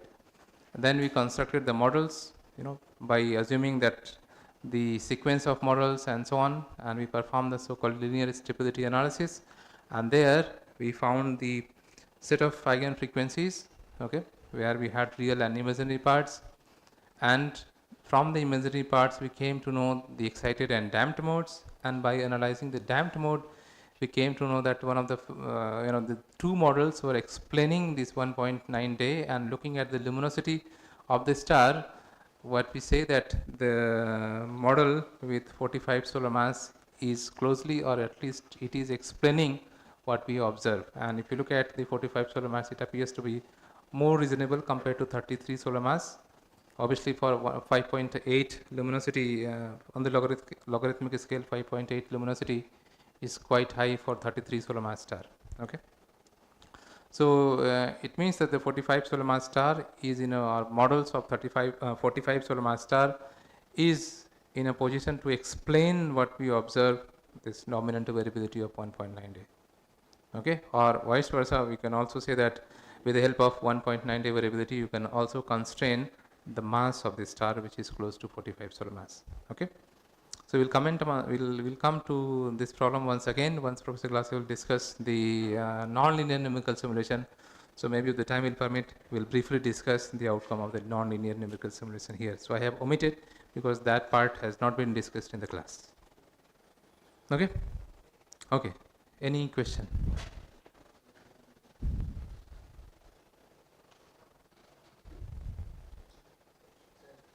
Yes. Yes, so can you give the mic to him?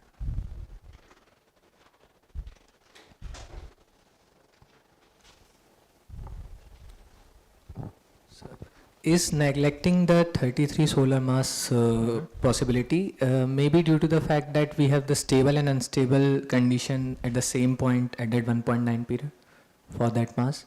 No, Because you see here you have, for example, you mean stable or unstable, this one? Yes, sir.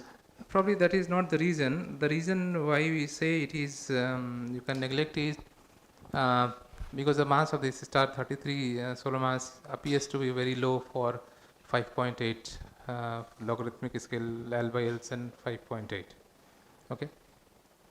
So that's the argument we generally try to give.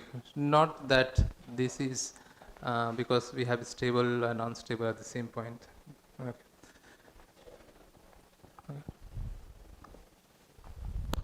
And another possibility would be that you can look at the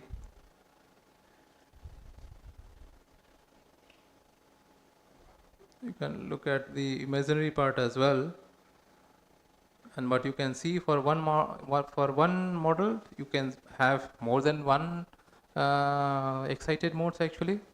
Okay, and so but even if you have at least one, or if you have more than one, depending upon the strength of your instability and what the final consequences will either be regular or semi-regular pulsations, that we will only know once we perform the nonlinear numerical simulations actually. And here in the case of linear stability analysis, we only have the information mode is excited, mode is damped, and if excited, what is the period of excitation. Okay, that's the only information what we get actually.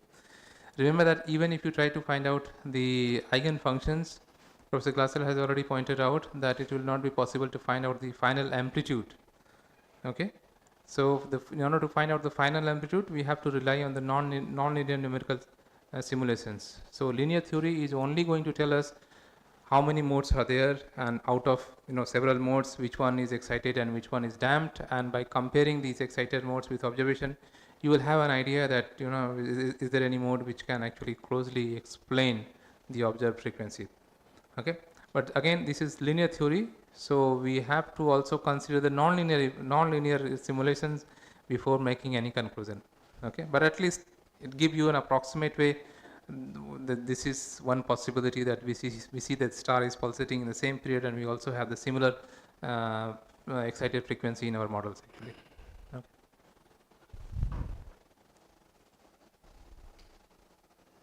Yes, there's another question.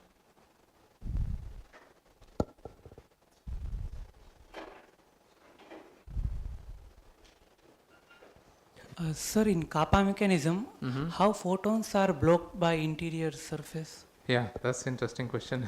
Okay. So typically what you see, the kappa mechanism and epsilon mechanism probably will be discussed tomorrow by Professor Glatzel, but just to give you an idea, basically what happens in the case of kappa mechanism is that during the phase of compression, what you need in order to have a cycle, what you need during the phase of compression, you need to have higher opacity. Okay, during the compression phase, you need to have a higher opacity. Okay, so if you remember the opacity plot,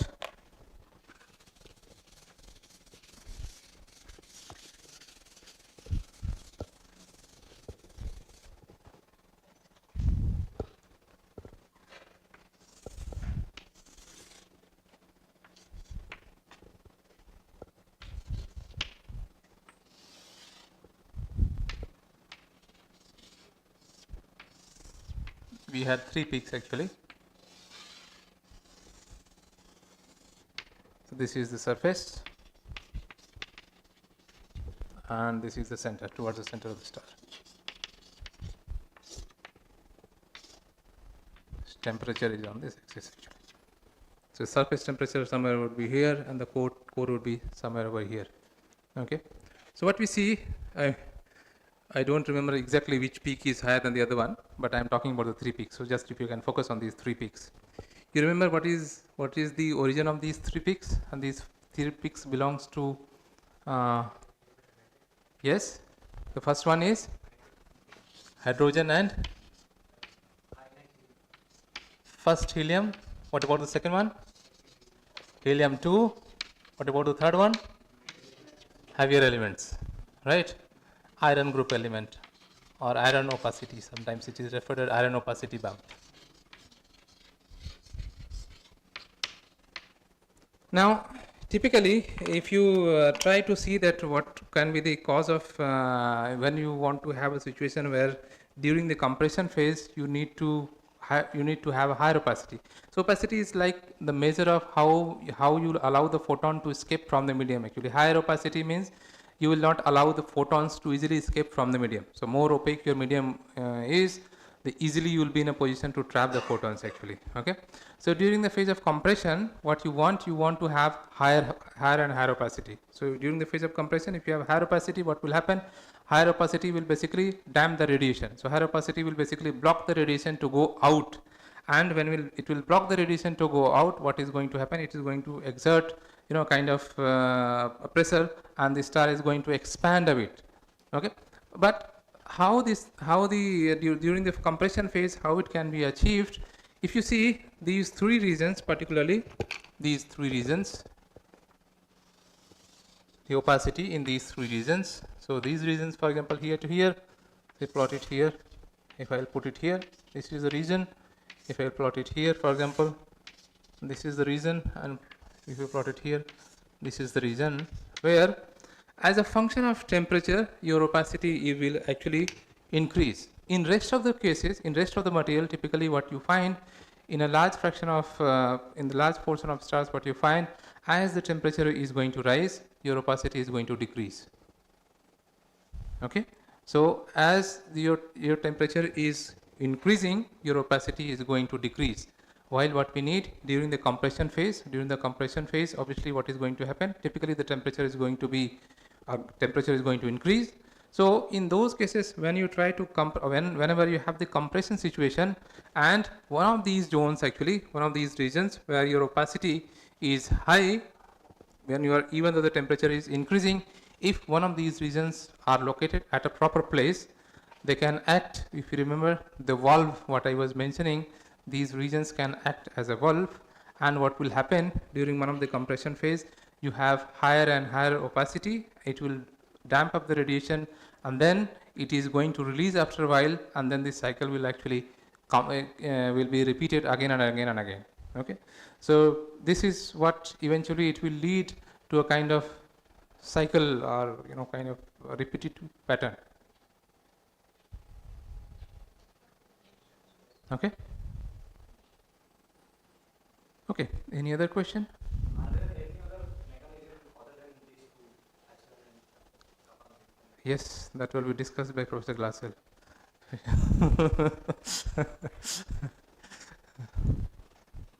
So maybe the experts will take the answer and answer it when the time will come.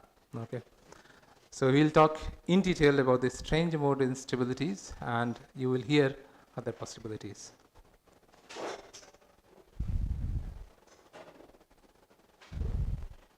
So the kappa mechanism, just to comment on your question, the kappa mechanism is actually a kind of mechanism which depends upon the thermodynamics of your system. Okay. So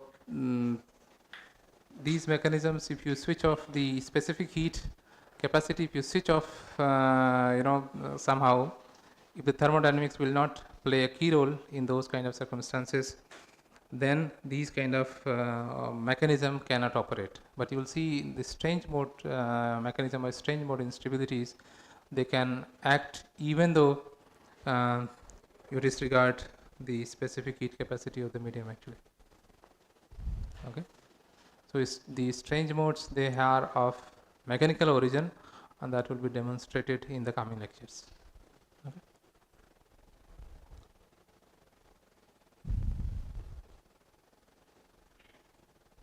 Okay. So if not, we can close our session here. Okay. Any question? In that model diagram, Uh-huh. why do you even get this kind of result? Like one excited mode can be visible in different mass systems, right? Like, is it because of the assumptions, or maybe we are not taking consideration of the non-linear part? Only So why one of the excited mode is also present in the other one? Other excited modes. the same excited mode is present in the other mass. For example, this one is also present in this one. Two modes, like one. These ones you mean? Yes. So the 45 solar mass and 30, both are showing the same. let me just go to that one. This one, right? The 33 solar mass is having two excited modes, you mean, right? So you see, the number of excited mode will depend upon the model itself. So for example, one model you may have where you do not have any mode which is excited. It actually refers us to a very larger question, or very nice question, that you have infinite set of possibilities in a stars, means you have fundamental mode, first overtone, second overtone, and so on, right? And out of these infinite set of possibilities, which mode will be excited, how we are going to define, how the star is deciding which mode is going to be excited.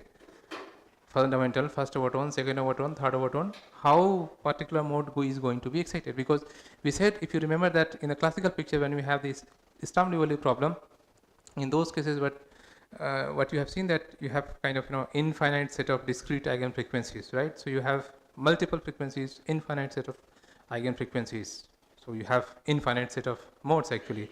And out of these very large number of modes, which mode will be excited and which mode will be damped, how we are going to decide actually. Okay. So we have certain idea about the possibilities. So for example, I'll just give you an idea that in some cases what you need to have, this valve which I was talking about, that has to be located, or that has to be present in a spatial in a spatial zone where you can have the conditions which are required for the excitation of your pulsation.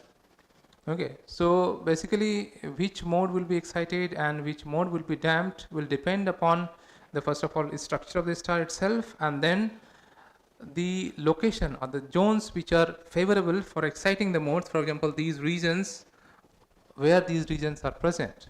If your node of a particular mode is exactly lying in the middle of this one, for example, if you have a node over here, okay, so what I mean when I say node, if you remember that, this is star and we are considering it in a one-dimensional aspect, right? So in terms of like organ pipe, what you will have, you can imagine the situation what you will have kind of one mode which is excited, and the other one is, for example, fundamental mode. In the case of fundamental mode, what will have, or the first possibility where you have this kind of mode, right? So if you take one this string, one-dimensional string, that will be more ideal to understand it. So if you have a string, one-dimensional string, if I close this string both ends, the fundamental mode will look like something like this, and the first overtone, for example, will be something like this. Okay, it will have one node between these two boundaries, actually these two closed boundary. And if you have second one, you will have two nodes. If you have fourth one, you will have, that's how the number of nodes they are going to increase. Now in case of stars, this is also, if you take the analogy of this one and try to see in terms of stars, obviously star would be like one end it will be open organ pipe, other one is the closed one.